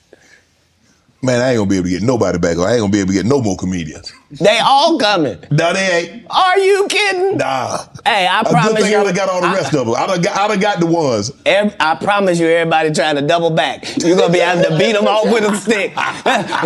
You gonna let him? They're coming. Much as. You're on Def Comedy Jam, Comic View. What were those experiences like? What do you remember most about Def Comedy Jam and Comic View? Comic View was everything. Comic View was really the break, and not Friday After Next, just because Comic View was just 3,000 of your stand-up peers, and we just throw sets of all of them up there, and we see who the audience likes. Who do they like? And it was a great wild, wild west time to be involved in comedy. And the same is true for Def Jam, because hip hop was a fad at one time, and hip hop ain't gonna last. And why are you doing that? And that's how it was for blue comedy. If you were a comedian that cussed, you were ridiculed by the mainstream comedy geist. That would be like me being on Joe Rogan. Joe don't want me on there. I need to be on Shannon. Joe got 6 comedians that never been funny. He want to push out. But that's really how it is. I'm so sorry I'm competitive. You an athlete, right? I can tell. You understand. Will there ever be another Comic View, Def Comedy Jam? Could that, in today, in 24, 25, 26, could we see that again? They've already announced it. It's already going. You didn't know? Yeah, Kevin Hart purchased it, so he's now doing Comic View. That happened at the same time that they gave DC Young Fly Hollywood Squares. Where? Yeah, because they tell you that there's no gatekeepers, but we keep seeing the same people open the gate. Didn't Kevin open the gate and let Tiffany in? Ain't he now opening it up for... Don't such and such open the gate? What do you mean ain't no gatekeepers? There's 100 gates out here. Would you everyone I've seen got a keeper. Would you have wanted to do Comic View or Def Comedy Jam? Would you have wanted to be? I think we just mentioned I did them both. No, I'm saying purchase the rights and refranchise it. Nope. They didn't offer it to me anyway. Like, Comic View did a couple of disservices to comedy as well. So there were people like me that were out there getting 2 and 3 standing ovations in one set. And that wasn't good for television. So what they did was they started making everybody get a standing ovation. So they would tell the audience, when they get off stage, everybody get up and cheer. And so now the fact that I'm the only one out there going to get standing ovations is now making people think everybody get a standing ovation. And that's not how comedy is. So I understood why that couldn't go anymore, because remember, Ricky Smiley sat right here and told you a story about how he performed with Mike Epps and Katt Williams when he did Comic View, and to let him tell it, he was funnier than both. My name Lil Dow. You're talking about the special needs. That's good. That's a different time. That's some clever material. That was a different time, Katt. No, it wasn't. It was the time I was there. But I'm saying... That time, this time, same times. No, but I'm saying... Just like people that tell you the Egyptians, they not black. Egypt is in Africa, folks. As long as Egypt is in Africa, then Egyptians are African. Do you believe you could tell the same jokes today as when you started out? I mean, Eddie Murphy not telling those jokes. Richard Pryor wouldn't be able to tell those jokes in 2024 that they told in the 70s and the 80s. So they wouldn't have told them. But that's my point. They're not inferior people. No. If they were in this time, they would be going according to our time. Just like then, we were going according to that. Like, that's how it is in the world. There are words that we can use for a while. And when we use them for a while until somebody says, that ain't a good word, we should stop saying that. Correct. That don't make people feel good. And we stop saying the word. And we move on to another word. You can't say the R word. You can certainly say special needs. Yeah. You can certainly say spectrum. Be slow. There are things that you can say to get your point that don't have to hurt people. Right. But you would know that if what you did was construct the English language for a living, then you would understand that part. You financed your first stand-up. You had it cost you $22,000. You had 25 to your name. Yeah. Why did you decide to do that?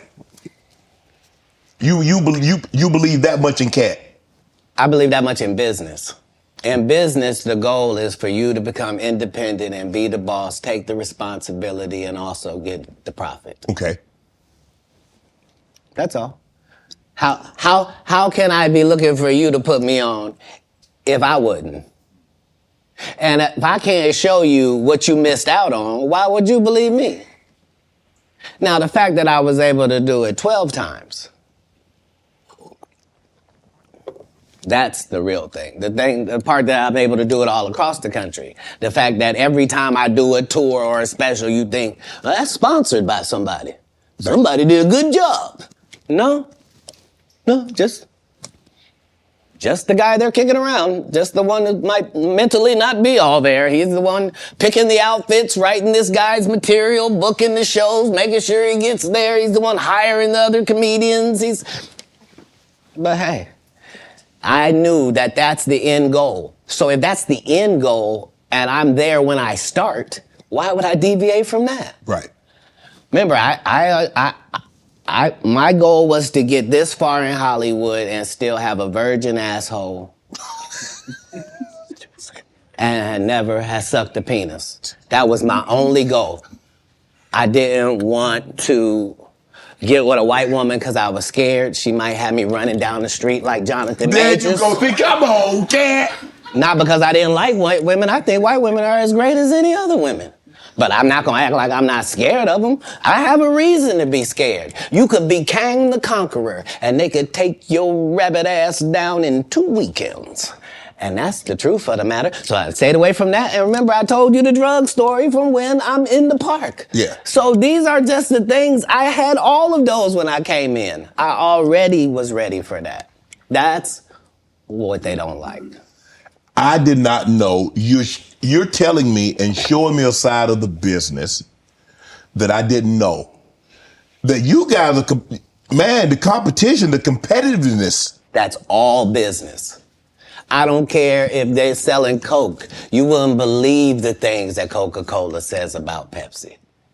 You wouldn't believe the water conversations between Dasani and Liquid Death.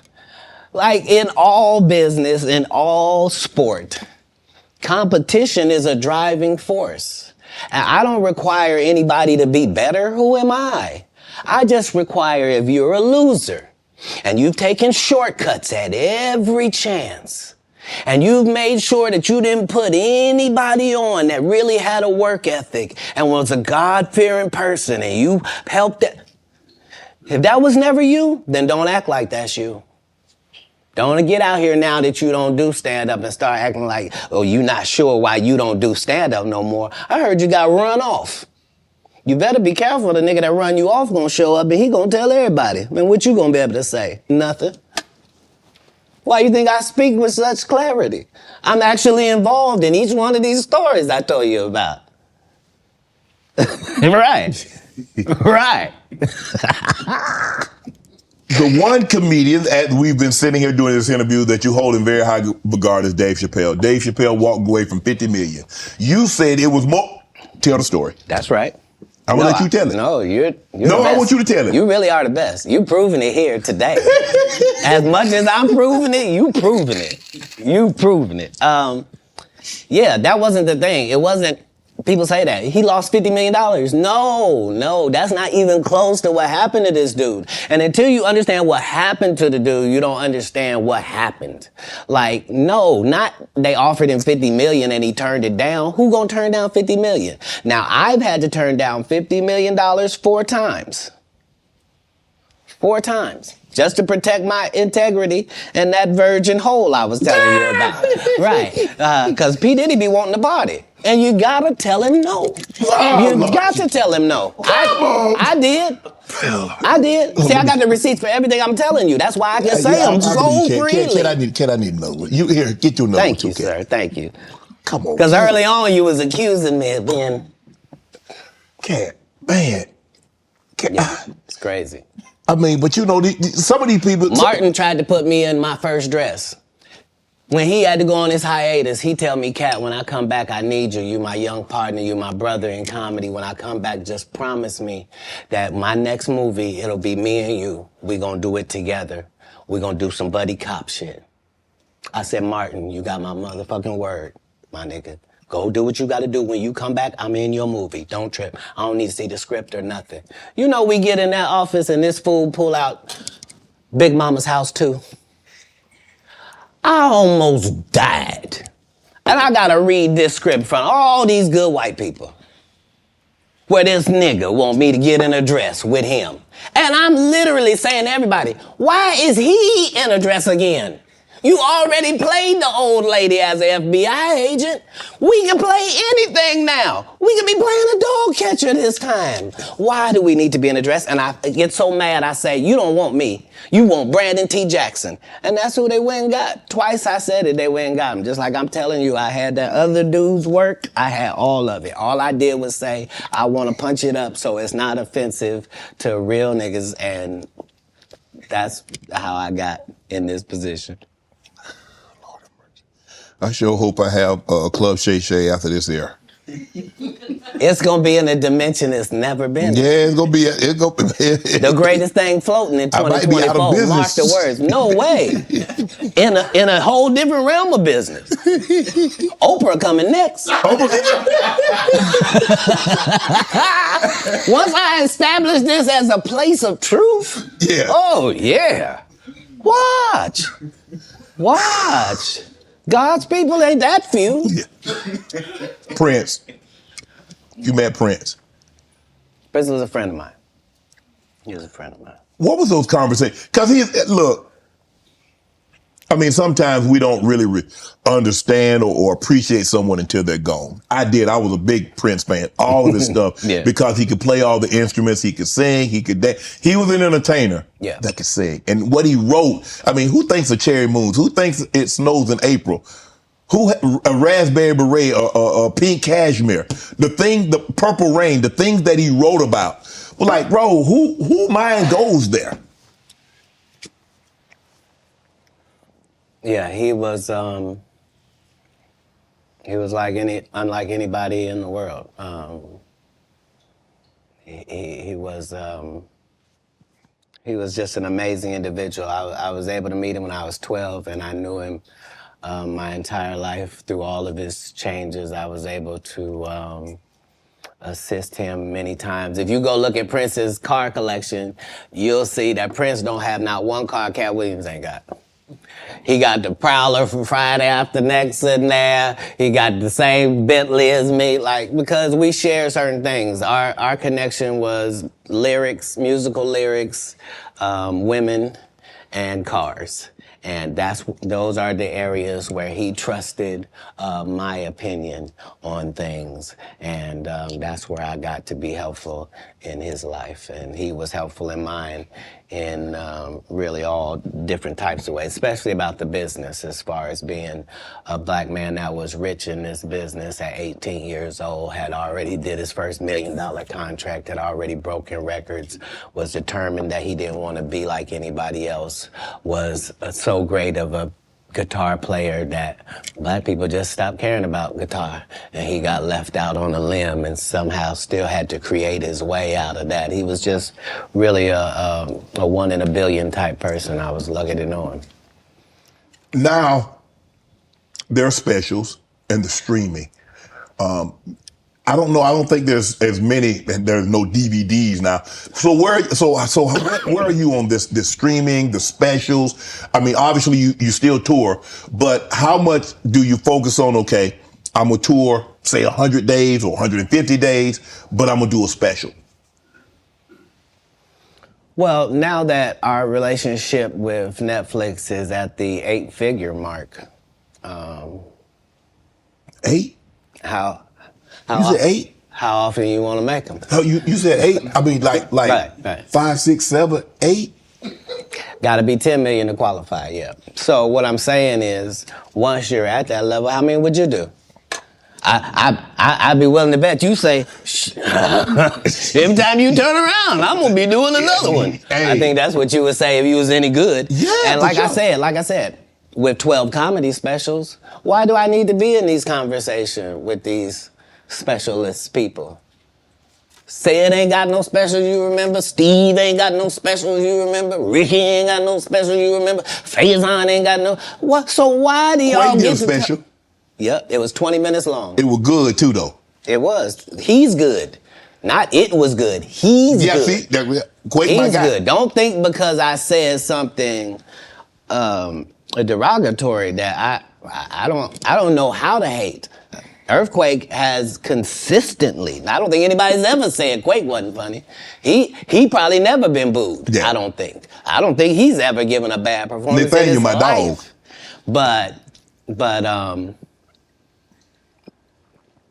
But his just due was overdue. He was in a whole different situation. Yeah. Because he wasn't able to translate the stand-up to the movie thing, TV. He took a hit. Most people don't take a hit. They're just judged on their stand-up. Right. So yeah, no. I even though it sounds like there's a lot of people that's not the case. I'm a proponent of all of us who are in this business working hard trying to make it. When you got into stand-up, was crossing over, was doing TV, was doing movie, was that a part of it? You're like, okay, I'm doing stand-up. Okay, the next progression is TV movies. Throughout the history of stand-up, sir. That's the goal for all of us. That's how it goes. That's why when you hear these dudes talking about, oh, I didn't want to be a movie star, you just know it's disingenuous. Like, what are you talking about, dude? Yeah, oh, no, I just wanted to do a game show. Right. What? Are you sure? Because I thought you did Mark Curry's show over after he had just done hanging with Mr. Cooper. Why would you do all of that man's stuff that he did on his show on yours and then do the dude's stand-up when you go on the road? And then you never put Mark Curry on your show or nothing. Like, if you don't say anything, these dudes will run over you. I don't know if you know how bullies operate. But if you don't stand up for yourself, there really is nothing they won't do. Right. You're a very generous man, Katt. You're the sole sponsor of Melba Moore getting a star on the Hollywood Walk of Fame. You did all that on your own. Why? Do you have a personal relationship with Melba? No. I understood that she was a black woman in a time where it mattered what you look like, and they had a certain thing that they needed you to look like and act like in order to be successful. Right. And she just never did that. She wasn't tall enough. She wasn't fine. They didn't like her looks. They didn't like that her hair was natural. They talked crazy about her, and yet she still made all of these achievements. And I'm like, understand, I'm already in the Comedy Hall of Fame. I'm already going to heaven no matter what happens. If it ends in a second, I'm up there. So it gives me the leeway to do some things that are simply because it's the right thing to do. So the truth of the matter is, they wanted to give me a star. But please don't consider me and this person been sitting on this list this whole time. And just because they ain't got enough money, they can't get their just due? That's crazy. When do you start? That's hurtful. What if somebody can't afford their flowers? You mean they don't get them? No, God don't operate like that. He would send a dummy like me to come and take care of that. Just so that the right thing happens. That's how the universe works. Because remember, what am I spending my money on? I'm not spending my money on strippers. I ain't spending them on drugs. Why not? Like, stripper what? Party. Because if I go in a strip club, I'm only trying to get her out of there. Yeah. I have no intention of her or any other people being in this position. If I see a girl I like at the strip club, I'm telling her, you know you don't have to strip no more after this. This could be your last day. How about that? Ooh. What would it be like just to leave it all? You ain't gotta be a hoe no more. I don't even want you to go get your purse. Just leave it. Ain't nothing in We it. get new ID. We get new ID and credit card and social security card. We don't need none of that. None of that. None of that. You This life don't look good on you. yeah, shit. You don't even look like a drug addict. Got me thinking, Cat. Right. You hear these athletes talking about, yeah, we was out there tricking. What? Why? You're part of the problem. You're part of the problem. Stop paying people that you don't have no respect for. It sets it up bad for us. We got women out here can't find a man because they acting like him. You are alpha. Now the alphas all want these subservient husbands. You can't have one. No. That ain't gonna happen. It ain't gonna happen. Sorry about that. Okay, go ahead. Boy, you done got me canceled. How many times in this program? Where's the camera? I didn't write nothing I said tonight. It's all been on these cue cards, and I'm just gonna keep reading them. Ask your next question. The Migos. Do you help them get out of financial situation?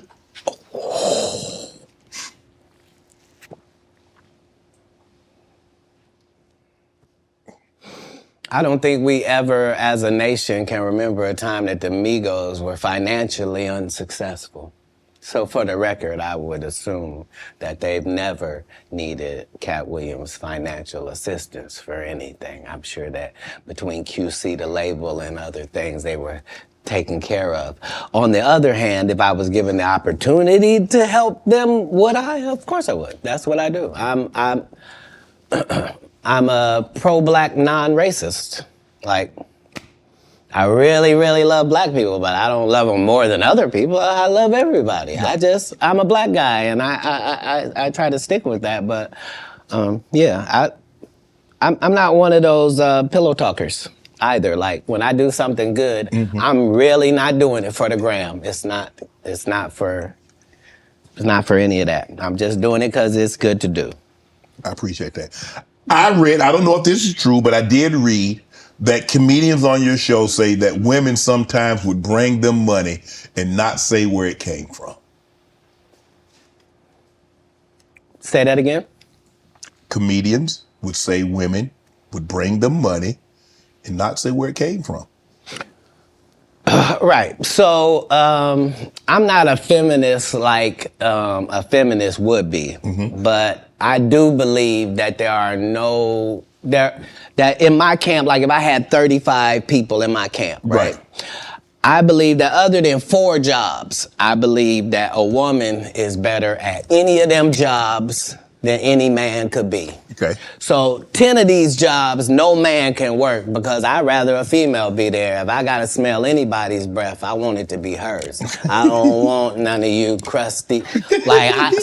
So what I'm saying is, if in a staffing issue, I'm gonna have 75% women just because I prefer them. Right. I don't prefer to hear 2 guys talking in the corner. I prefer to hear 2 ladies talking in the corner. I don't care what they're talking about. I just prefer that. So a lot of times I will utilize ladies to convey a message. If a comedian is doing a great job somewhere in the country, he just did a masterful set and nobody's gonna pay him. They just clapping. And I know he's broke as shit back there. Wouldn't it be nice if somebody just showed up and gave him a little blessing? And he didn't have to suck me off for it and thanks, Katt, and just, boy, I really needed it. Why would you do that? If you was actually just trying to help people, you would. People know that's how I pay my tithes. If I got paid $100,000 to be at your city, I'm gonna take 10,000 of that and put it in your homeless area. Not because I got to. Because you gave me 100 racks to come to your little rinky-dink town. Who would I be to not pay my tithes back to your town? That's how I got in this position. Wow. You adopted 7 kids. Why? That's a lot of kids for a man that's as busy as you are, travels as much as you do, on the road as much as you are, spend a lot of time because you have to spend a lot. I mean, it's not easy. I mean, maybe it comes so natural to you to put pen to paper and to write things down and be able to go out there and perform a set. But that's a lot of responsibility, Katt. Right. Right. But if there was a God, what would he think about you if you did that?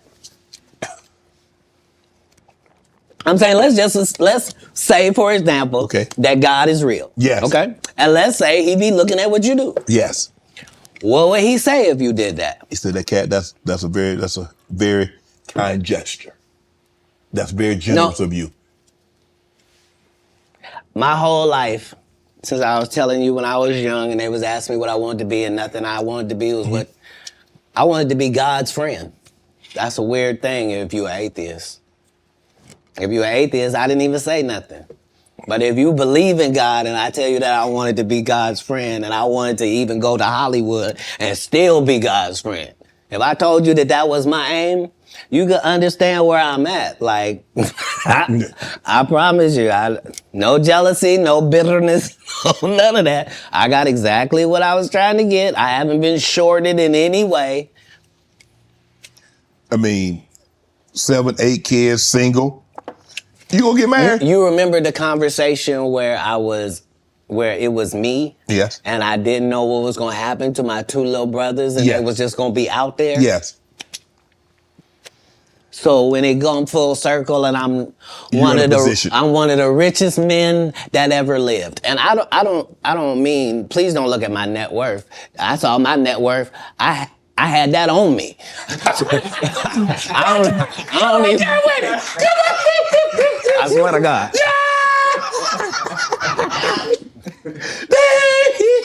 What I'm saying is, like, I'm saying my net worth is less than my last Netflix deal. You understand what I'm telling you? Make it make sense. But I'm fine. Jesus was poor. Jesus ain't had nothing. So why don't we be mad you say I don't have nothing? They had the amenities they had back then, okay? Say it again? We got different amenities now. Not more than gold.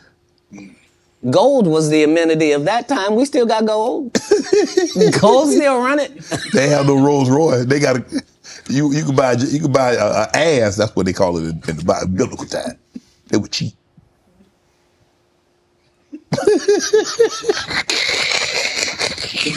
I'm saying if you really want to say, I'm saying a Cullinan is cheap. So back in the day, I would get my girl a donkey. Today we get her a Cullinan. But I'm saying whoever and whatever it is, I'm saying we. I'm saying because what we gonna do? I done already told you I'm one of the richest people that ever lived. Yes. Only in the fact that when I wake up in the morning, no matter where I am, I don't need nothing. Whatever I need is right around me. And whatever I don't have, it's only just because I don't have it. It's not because I can't get it. All I got to do is want it, and it belongs to me. So because of that, because I'm favored by God, like when I see people's wives and stuff, I don't even look at them. You know what I mean? Like I don't want to look at nothing I don't want to have. Because I know how blessed I am. If I look at it, I got it. Yeah. That's how Diddy be feeling. Now, come on, man.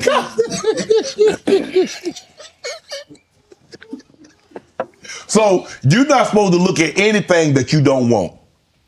Not me personally, just because God has given me literally everything I ever even pump faked like I want. And that's the whole thing. That's the whole thing is I don't have a type of woman. Every woman that I ever had as a type, I ended up getting her. Now she's not the type anymore. Now I understand that every woman is a one of one. Like you can't really have types. Mm-hmm. What? Because see how you tried to ask me something about marriage? But then I ain't say nothing about no marriage. Yeah, you did. When you rewind the tape, you let it out. You was like, so you ever gonna get married? And then you took it back. It's okay. It's okay. I was known as the photographic memory. Are you? I'm not against it. Like most people that are not married is because they're afraid of commitment. It's not that like that for me. It's just the whole time I wanted to be married, I I had kids, so I had to try to fill my wife's place before she got there. Right. So I'm already got kids without a mother, but so now I got to be doing laundry. I'm washing dishes. I'm reading stories. I'm having to nurture. I'm having to do all of this, and I got to the point where I didn't need the wife. I'm doing it, and we're doing it, and I'm not replacing a woman in their lives. I'm letting them see that that's just the only thing that we don't have. And it was easier for me to do that because you have to understand that all of the kids I'm raising at this point, they have fathers. You see? They have a mother. You see? I'm a different person. I'm raising you. And so that needs to be done with the other respect for the others that put work in as well. So yeah, I never had a problem getting married. What's one of the one things you try to teach your kids? I don't teach anybody anything that's over 18. I've done the work I was going to do. But as kids, I really just tried to teach the things that can't be bought, your integrity, trying to live your life in a way that you yourself could be proud of if you had to look back on it. And I didn't do very good at leading by example, but behind the scenes, that's never what I was pushing. They understood that because of my stance, there was a certain thing that would come my way. And so accountability and responsibility is part of what you're teaching, is that, you know, even if you're doing the greatest thing in the world, there's this thing called no good deed goes unpunished. Like, there's a real Murphy's Law. Like, basically in raising kids, you're just trying to give them a better manual and an outline of how life works than your parents gave you. You know? Right. And so that's how I did it. How do you avoid toxic women? Give me. I mean, because obviously, you know, you like women. I do. And I probably like toxic ones more than anybody. That's because I asked you this. No, hold on. Because toxic women are exciting. And that's just a fact. Part of toxicity is exciting. I'd rather skydive with her. But if you have toxic women, just understand that all monsters are feeding off of something. And if you find out what this toxic woman is feeding off of, you can just begin to turn off her feeding points. And it drives a toxic person crazy, and they'll get away from you. So whatever, if she's truly toxic, there are certain things that she's doing that help fuel her toxicity. You're not noticing it, but it's what it is. Why do you think she watches murder mysteries before she goes to sleep? Why is it always a crime drama playing? And turn it off. Turn it to cartoons. Make it.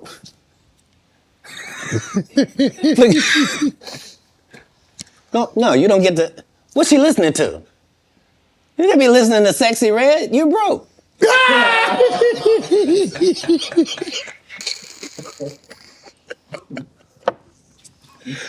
Toxic people are trying to get things. They're not being toxic for no reason. They're gaining something out of how they operate. That's why they operate like that, because they get something. As soon as you find that out, you'll be able to cut off what they're getting, and they will leave. Yeah. You were married once. Never. You weren't married? Never in life. So would you have a cohabitation agreement? Never. How? How could I be a single parent and be married? You could, you know, there are people that like were married and then they get divorced and then they become single parents. That's how that works. Yeah, but a person who's never been married means he's never been married. Okay, I'm gonna take your word for it. Why would you need to take my word for it? Hold on. If I had been married, wouldn't somebody have said who she was? No. It might have been a long time ago. Nope. I've never not been famous, sir. I just worked the story out to you. I don't have no hidden mysteries in my life. That was Jesus. I don't have no periods in my life where it's unaccounted for. No. That person that said that was a liar. I got a case right now in LA. This lady saying she was my assistant for 14 years, and I heard her or something like that. Never worked for me, not a day in my life. Liars lie because they want to. But people always say, why would they lie? No, there are several women have said they was married to me. It's just when it went to court, they had to say, I was married to him spiritually. You shut up. How you gonna be married to me? My kids don't know you. Answer me that. So do you have a problem? Do you have a problem bringing women around your kids? No, not then or now. I've always lived with several women. Like, I'm known for several? That. Yeah. Like more than one? I've already told you that I prefer the company of women to the company of men. So if I told you that me and a couple dudes on my staff sometimes have to cohabitate, nobody finds a problem with that. Yeah, so it's me and 3 ladies cohabitating because that's how the business gets done. Like, I don't want a chef that scratches his nuts before he cooks. I don't. No disrespect to these guys that go around with these large male-only groupings, but that's not my episode of Entourage. Man, you were approached by 7 gunmen. You were robbed, shot in the thigh. Say it again? You were robbed once, correct? No, I never been robbed. You didn't get robbed. You didn't get approached by gunmen trying to get robbed? They didn't take anything. I wasn't even the target? I wasn't even who they were talking to.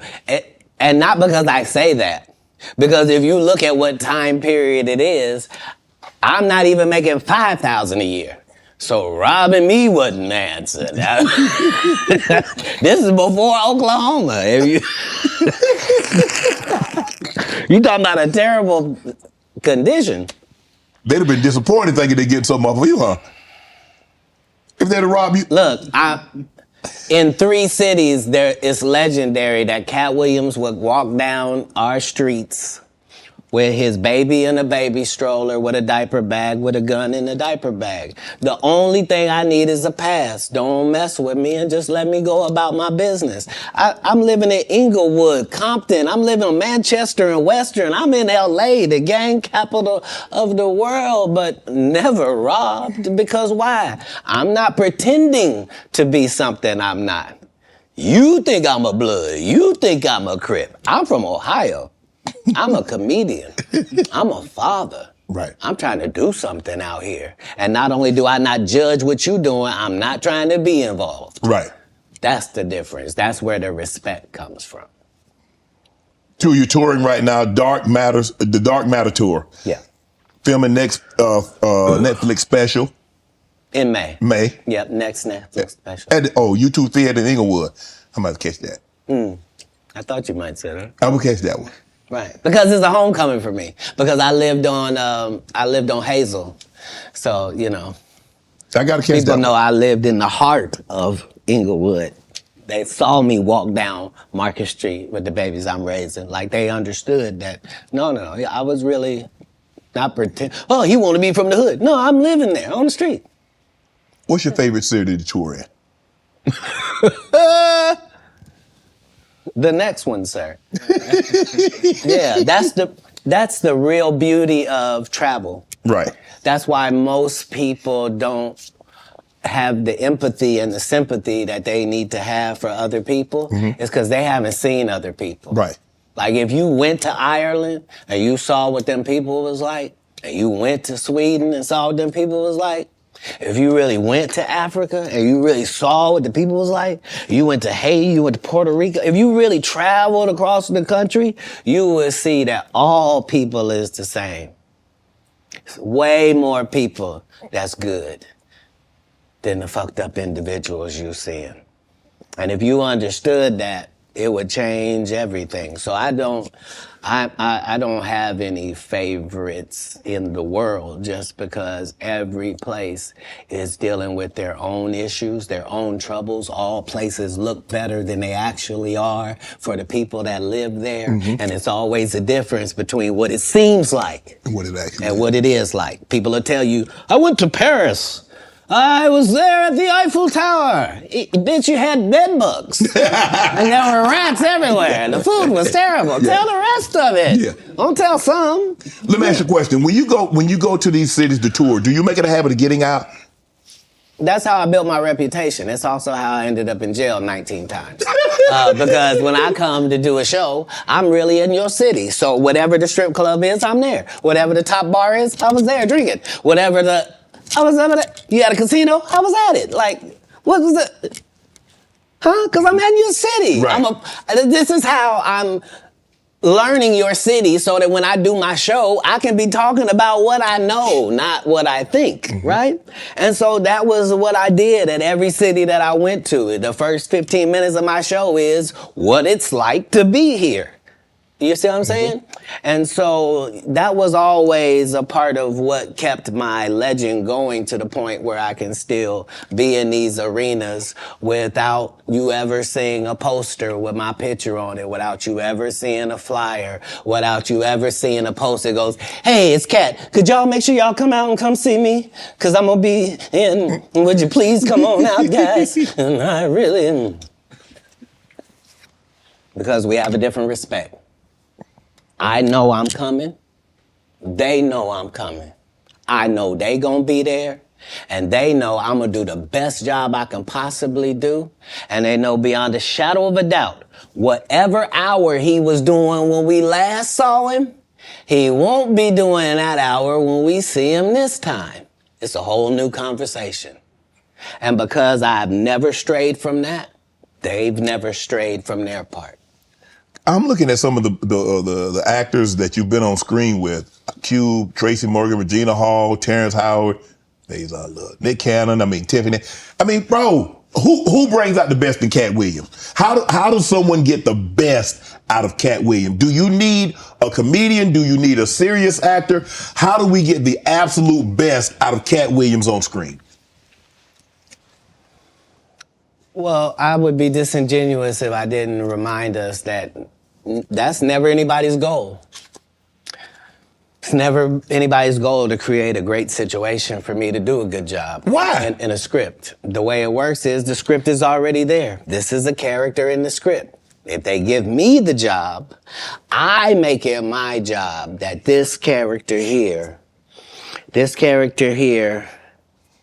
has to be as big as this whole project. So if you don't even see the movie School Dance, I want you to remember, whose goddamn white baby is this? And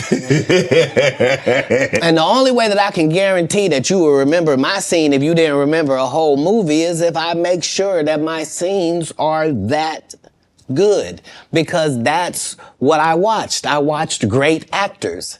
You never saw De Niro, you never saw Pesci, you never saw any of these dudes in something and you was like, nah, I don't really believe it. You sure you're the Great Gatsby? Like, no, like you believe that this dude, Daniel, is a hobbit. That's part of the Lord of the Rings. Right. You see what I'm saying? I do. And so it's having a respect for the craft that I'm doing. That means I'm trying to do the best job possible. What was it like working with Spike Lee doing Priceless?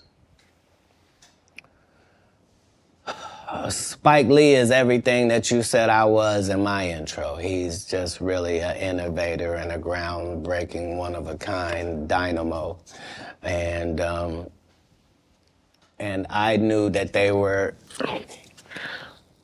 like, they tried to sabotage me even then. Like, as soon as I said I wanted to get Spike Lee to direct it, because that was the biggest thing I could do, they immediately gave Spike to Gerard Carmichael and had him do his special too at the Comedy Store, and just to undermine, like, but if there's one thing you can take away from me as a person, whether you like me or you don't, if you take this from me, you will be a better person. If you decide today that you're gonna live every day like it's your last for real, which means have a conversation with yourself every night that, okay, that was it. May not be no more after that. And really count yourself every day like this could have been it. All right, before I go to bed, this could be it. All right, how's that looking? If you can do that, it'll change your life. You'll really start making decisions and living your life like this all you got, just this one day. But you could be a winner. You could be a winner on this day. It's just work ethic. And not the work ethic they talk about. They tell you work ethic where they do all these movies. I'm the hardest working man. Well, no, everybody goes to work every day. But Right. yeah. I'm saying, I go to work all the time. Everybody who works goes to work every day. Shut up. Shut up. You get, what? You think I respect you more than my gardener? I don't. He work every day. Rain or shine. I don't know if you saw this, but Taraji P. Henson got extremely emotional the other day. She was giving an interview. Yes. And saying that they're vastly underpaid. They say the math is not mathing. They get X amount of dollars by the time Uncle Sam get his cut, by the time the agency get their cut, and what you see they were supposed to get is a fraction of that. Where do you come down on that, Katt? It was the saddest thing ever because imagine being in your genre, in your sub-niche, whatever it is. Imagine being in your lane. Imagine being one of the very top of your lane. That to the point where if they don't take you for the role, there's not 3 black actresses that they can say are bigger than you that we're going to give this to. Imagine you being at that point and have to humble yourself and say, they're not paying me, y'all. And they not making my pay go up because I'm doing better or nothing. It don't matter to them that I'm famous and people know me or nothing. They want to pay me exactly what they paying the new girl. And I've been suffering under it for a decade now and just taking it. I just been getting whooped. But I just got to come say, this is wrong. We should be ashamed. But this is a country where we don't pay the teachers and then we say the kids is the most important thing. You can't have both of them. If you do that, we're going to end up with a generation that can't read. Guess what? Generation Z and A can't read. Why? Because who was giving them a book? We gave them an iPad or a phone. And now the letters don't mean there's no cursive writing. Right. Sorry about that. So yeah, this is what period of time it's in. It's the period where the victims get to say, they've been hurting me for a long time. And I just ain't said nothing because I was trying to be strong and I didn't want to shame anybody. When our people call out for help, we got to understand. You know what I mean? Like we put too much pressure on Tyler Perry. Mm-hmm. You know what I mean? He ain't put nobody on. The people that been in his productions, they not famous. All of them can walk through the mall without security. Be what you're going to be, but put your people on. If you a gay person and you in there, put some other gay people on. Put somebody on. Or don't be wondering why people keep saying gatekeepers. Because clearly, y'all are keeping these gates. Clearly. Wilding out. How difficult was it for Nick Cannon to get you on, and what was that experience like? I've known Nick Cannon since he was a teenager. He had to have his... He in the comedy club, if you're underage, you can't be in the regular club. You had to be in the kitchen. Right. So I was the master of the kitchen every comedy place because I got a child, and my child is back here in this place while I go on stage. Right. So I've known Nick Cannon since he was 14. Nick Cannon has never called and asked me to do one single thing, and I turned him down. Because I've known him since he was a young black child in Hollywood. Wow. So what I did in Wildin' Out was to be his protector and to be his voice with hip hop. So the whole thing was the thing that he was trying to do had never been done before. You can't bring 6 comics in and let 6 comics talk shit about 6 rappers because the 6 rappers will beat the 6 comics' ass. Right. You would have to have a comic that could actually stand in between and go, look, we comics, we gonna say what we gonna say, y'all gonna take it and understand it's a joke. If you want to fight, we fight before the show. So you can go out there with your black eye. We're not going to do it comedically.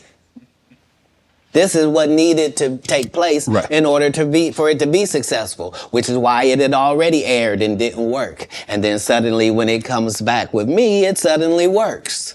Because respect has to be in there as well. If you trying to do it with Kevin Hart, you and him gonna get run over. You a teenager, he 5'2". Like, what's gonna happen? Who are some of your favorite young comedians? I haven't seen a young comedian I don't like. If you name any of the young comedians, I'm aware of all of them, and they're all doing a great job. It doesn't matter if it's Country Wayne or Desi Banks. It doesn't matter if it's Carlos or Chico. It doesn't matter if it's DC or Just Hilarious. It really doesn't matter once we go to the young part. The young comedians are dealing with things that we never dealt with. And so that gives them more benefits, but it also gives them more chances of failure. So it's not easier for them. So yeah, I'm a big supporter of young comics. We have Miss Pretty Ricky and Katt Williams. I've taken 25 black women on the road in these tours. It's important to me that the young comic gets the benefits and the advantages of the big comics platform. Right. Matt Rife, Wildin' Out, recently got canceled. You see Jonathan Majors, what he went through. Marvel dropped him as soon as the conviction came out. And you were telling the Hey, you saw that black woman come get his charge cut in half? Thank you, Megan Good. God bless you, coming to save that slave. If he'd had to be there by himself, he was getting all four. Guilty. She came in there, was just so beautiful, they had to knock half of it off. Bless his heart. So Matt Rife, you know him from Wildin' Out. He gets canceled for trying to tell I never knew him from Wildin' Out, to be honest. Okay. I came across him as a new comic. Okay. And yeah, I'm really just trying to see the comics, judge where they are, see it. Yeah. Right. Go ahead. So the canceling, what do you think about this cancel culture? You see the situation with Jonathan Majors. I mean, for all intents and purposes, I don't know if maybe he can bounce back in a couple of years, but man, he was hot. He was hot. He was cooking. I mean, you see him in Creed, he's in the Marvel movies, and then just like that. Maybe I'm a conspiracy theory, but I thought Katt Williams said any time they make you into that position, part of that contract is you do understand whenever we want to take you down, we can, right? Part of giving you the world. First of all, they went around the world for 2 years straight telling any women that would listen that this was a good-looking Negro. Mm-hmm. Since when? When did y'all start liking a big nose? And when did y'all like a little head and a big jaw? When? Since when? That look like my daddy. When you start liking my daddy? You like black people's features like that? If this ugly nigga is good looking, then all niggas is good looking. Anytime you see them telling you something you can't believe, just understand it's a play. And it don't matter. You gonna know it's a play as soon as they get in that position and think they gonna tell somebody something. No, you're not. No, you're not. Marvel will cancel you you won't be allowed to read a comic book. What is you talking about? Get out of here. Get out of here, ugly boy. Yeah, they love fooling the people. What's your relationship like with Suge Knight? You still close with Suge? Have you spoken to him? Have you talked to him recently? Yeah, it's doing good. Yeah, he's Man, when you a friend for life with Katt Williams. Yeah, because the people that come to me are trying to better their life. They're not trying to continue doing what they have been doing. Okay. So when somebody comes to me, male or female, it is in the auspices that this is what I did, this is what I used to do, this ain't what I want to do no more, and I want to do something else, and I'd like it to go a different way. Okay. That's what I offer. Yeah. So if you come to me under those auspices, then my loyalty is lifelong. Why would it not be? Tory Lanez and Meg. What was your take on that? Because I know you got to take on everything. I know It's a difficult position because somebody's not going to tell the truth. And the truth has got to be told. In all circumstances, the truth has got to be told. So if you don't want to say she shot her, then you shot her. And that's the end of that. Wow. You said have you ever spent time in jail? 30 times. When you was in there, what was going through your mind, Katt? What did I mean? Some people like, man, I had an opportunity to reflect, and I was like, man, this ain't the place for me. I ain't coming back here. When you in, so what? I've never been in jail, and it was my decision to be there.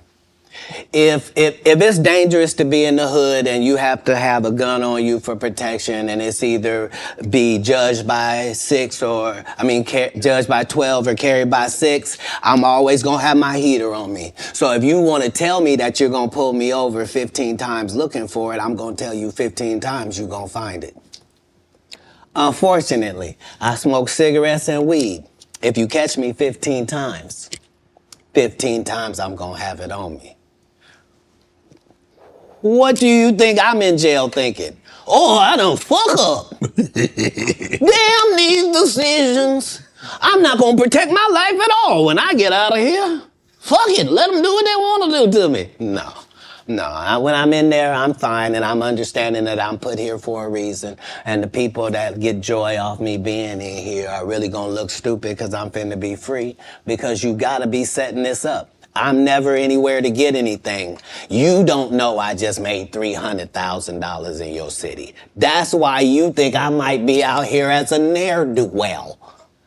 You think he's smoking weed. Yeah, he's got a medical license for it. He needs it. It's his only medication.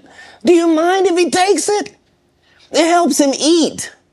Because he does 19 100 city tours, flying across the line. And so he doesn't get hungry on the regular. He doesn't get sleepy at night. He's got to literally put himself to sleep. He's literally got to make himself eat.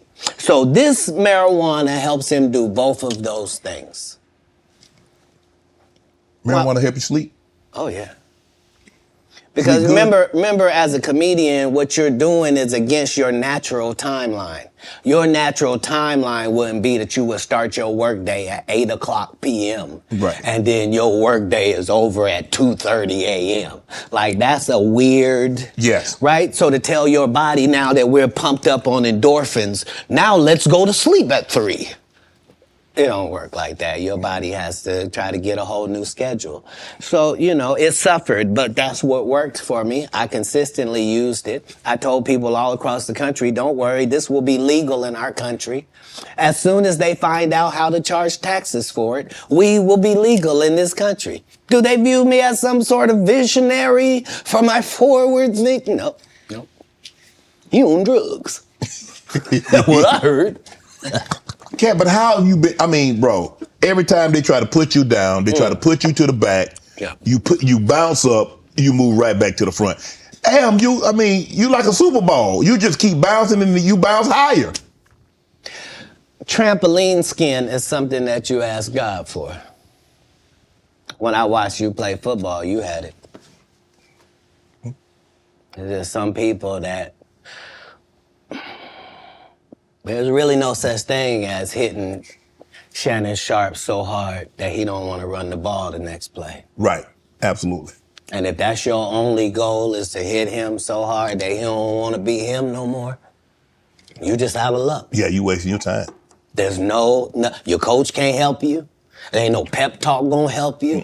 Don't matter about the uniform, your cheerleader, none of that matters. If it ever gets to mano y mano, may the best man win. And if you've been living your entire life trying to be the best man that you can for yourself, then you should feel great about those odds.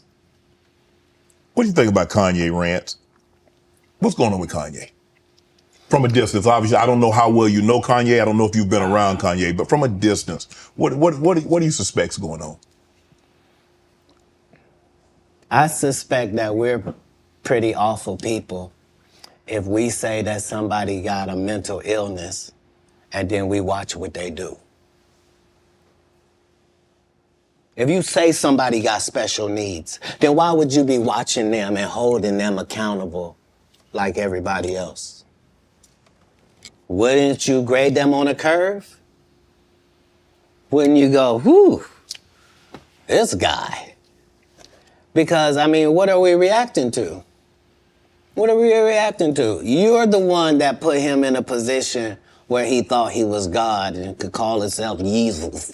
And you're the one told a guy that writes musical lyrics that he was a genius. Mm-hmm. You're the one that's like, so what do you expect? The guy married a whore. Like, what? Oh, Lord. Like, I didn't mean it like that. I mean, married her because she was one. Not he didn't know. He understood that he wanted that. He courted that. That's what he wanted to base his family on. She got a good heart, though. I know what you're going to say. Don't you say it, Katt. Don't you say it. I'm going to move the conversation. If what I'm saying is not correct, then how does she end up with Pete Davidson? I mean, it happens all the time. And what if you weren't even good enough for Pete and he leaves you? What do that mean the product was? No, I don't support or villainize Kanye because I don't understand what it is we want from him. I don't know why we look at a basketball player and say, he didn't score no hockey goals this whole season. He don't play hockey. Kanye don't say nothing I can agree with. Okay. He was the weird guy in the beginning with the pink sweaters when we met him. Like, what do you think moving to a beat of your own drum? This dude started a church and kept cussing. Nobody in black church said nothing. You would have thought all the pastors would have came. You can't be no gospel artist. You just said, fuck that bitch. Nobody said nothing. Because T.D. Jakes over there with Pete in it. Like, come on, Katt. Only the guy you had here has been upfront and honest and a man of God and humble and took the L's he had to take and didn't.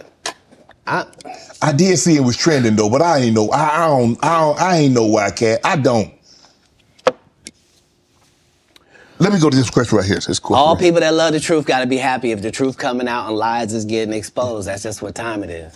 2024, folks. Are you related to Luda? No, so there was a crossroads where we were both invited to an Illuminati thing, and it had to be one or the other of us, and decisions had to be made. So it was both of us, we were equal. One of us had to cut off all their hair and couldn't do the sideburn thing no more with the points. And the next person they said was going to get $200 million because they were going to pay him $10 million a movie to do 20 movies. And that's how the conversation happened. One of those persons turned out to be Ludacris, and the other person turned out to be Katt Williams. Now, one person ended up with a light-skinned, ugly-faced wife that's never done it. Remember I told you that if I say that, it applied to 7 people? Yes. It's part of what they give you. Okay? I didn't get it. I'm not mad about it. How much money they give? 200? Sir. Fast and Furious is on what number right 10. now? 10 more. 200 million. I might need to get me one of them old women look the same. That's what they all end up saying at the end of the day. Kevin told you he wasn't going to wear no dress until they offered him the dress, and then he put it on. And what did he say after he wore it? I made my own decision. Duh. But you didn't make it before they brought it up, did you? It's okay. It's all right. You have a lot of politics. Never talk about it. I'm not that controversial. Where are we go? Where are we headed, Katt? This is sad. We've never been here before. We've never been at the point where neither option is good for us in real life. No. This is a different conversation. This is, would you rather go back with your ex or would you rather go back with the person before them?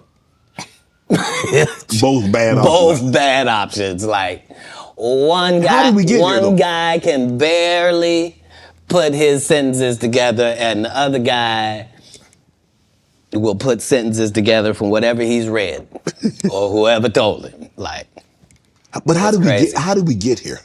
How do we get here? All division divides. There's no way around that. All division divides.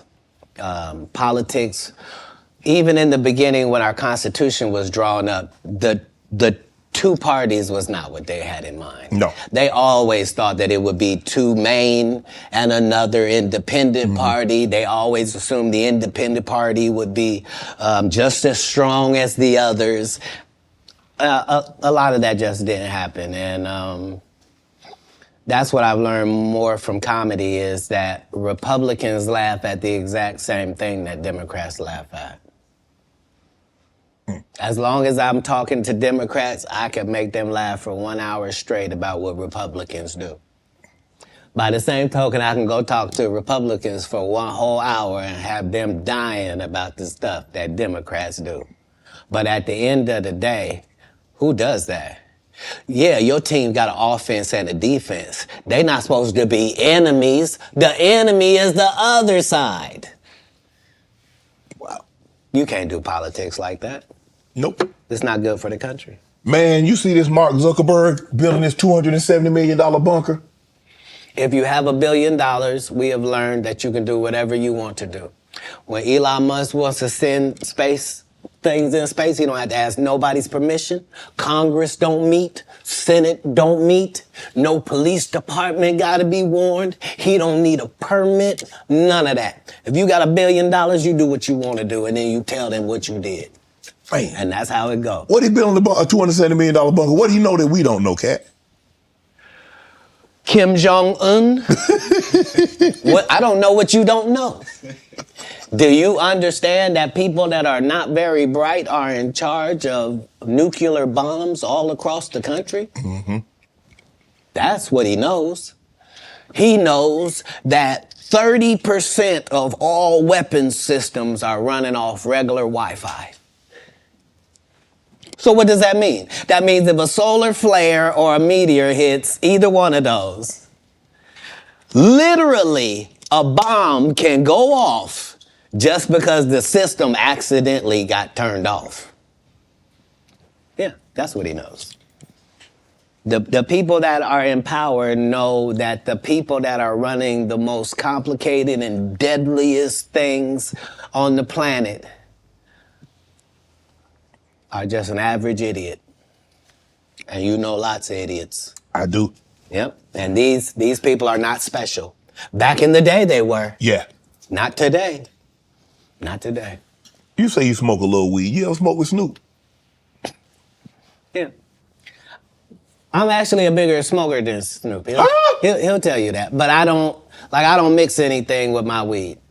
I just do weed, right? So nobody has that minimum. I mean, nobody does 20 blunts a day like me for 30 years. Like I was the first person to have a weed roller, like somebody whose job it was. Like I haven't rolled a blunt in 20 years. You probably like if you go, I'm saying I prefer the saliva of ladies. Oh my goodness. No, understand what I'm saying. If for a blunt, it's necessary for it to get lit, right? And so if you had spent 20 years smoking with dudes, that's a lot of male saliva that you would have just accidentally ingested. I can't. But if I done killed her. I can't be this specimen on that. It takes the saliva of nice ladies on that. But yeah, that's all I do. That's just Do you consider yourself a king of comedy? Where does Katt? No, they consider that. Oh, like when after Bernie left, them same 3 guys I'm telling you about, the kings. Yeah. Right? Because DL is the greatest. Yeah. There's no DL slander gets tolerated. But they came to me. I was supposed to be the 4th king. I got the offer. Then what happened? But I turned it down. Why? Because you shit on Bernie. And I know the truth. You think I'm gonna let you shit on Bernie and then come get me? I'm the next king? Fuck you. Why? Because the whole time Bernie was here, you was acting like you was funnier than him. The reason you was supposed to go last is because it was your tour. Tell the truth. It was Steve's tour. Not it was gonna be called the Kings of Comedy, it was Steve's tour. These are the guys opening for him. Of course you gotta close if it's your tour. That's why it was such a big deal. But you couldn't do it because you can't beat the best. And until you humble yourself, you will forever be kinged by the king. And because you finally did it, because you didn't have no other choice, and now that he gone, you gonna act like he wanted to be a movie star. You stop it. You stop it. That man was funnier than all of y'all, and y'all thought y'all had one over on him. You thought he was black and ugly, and you were good looking, and he couldn't make it because you did. And that ain't the way comedy works. The king is the funniest. Period. Every time. And that's why no audience member was ever swayed. It didn't matter where Bernie went. You think if Bernie went first, he wasn't the king? Get out of here. Get out of here. Get your ego out of this. You let the best be the best, right? Katt Williams, ladies and gentlemen. Thanks for coming on, bro. I really appreciate that. Thanks for sharing Thank you. the stories, setting the record straight. Now, you know they're going to double back. Impossible. Impossible, only because if once you play this back, you'll realize I didn't say anything that made me look in a good light. I wasn't tearing down others to boost myself up. But I do have to acknowledge things that did not take place. Like, we're very ingenuous if we say this is not a game and we don't play it and people ain't in positions and people don't have their favorites and they group and they click. Right. Well, that happens in all businesses. Right. No. Say what side you on, say why you don't like the other side, and then get to the game. But in the game, I'm wiping the field with them to the point where they don't even compete anymore. So how you gonna let a dude that been on the bench for 15 years, I would have beat Jordan's ass. Shut up, Jordan is still alive. We'll call Jordan right now. You can't beat him now. Not then, you can't beat him now. Right. Katt Williams. Shannon Sharpe. Appreciate you, bro. Appreciate you. All my life, been grinding all my life. Sacrifice, hustle paid the price. Want a slice, got to roll the dice, that's why. All my life, I've been grinding all my life. Look, all my life, been grinding all my life. Sacrifice, hustle paid the price. Want a slice, got to roll the dice, that's why. All my life, I've been grinding all my life.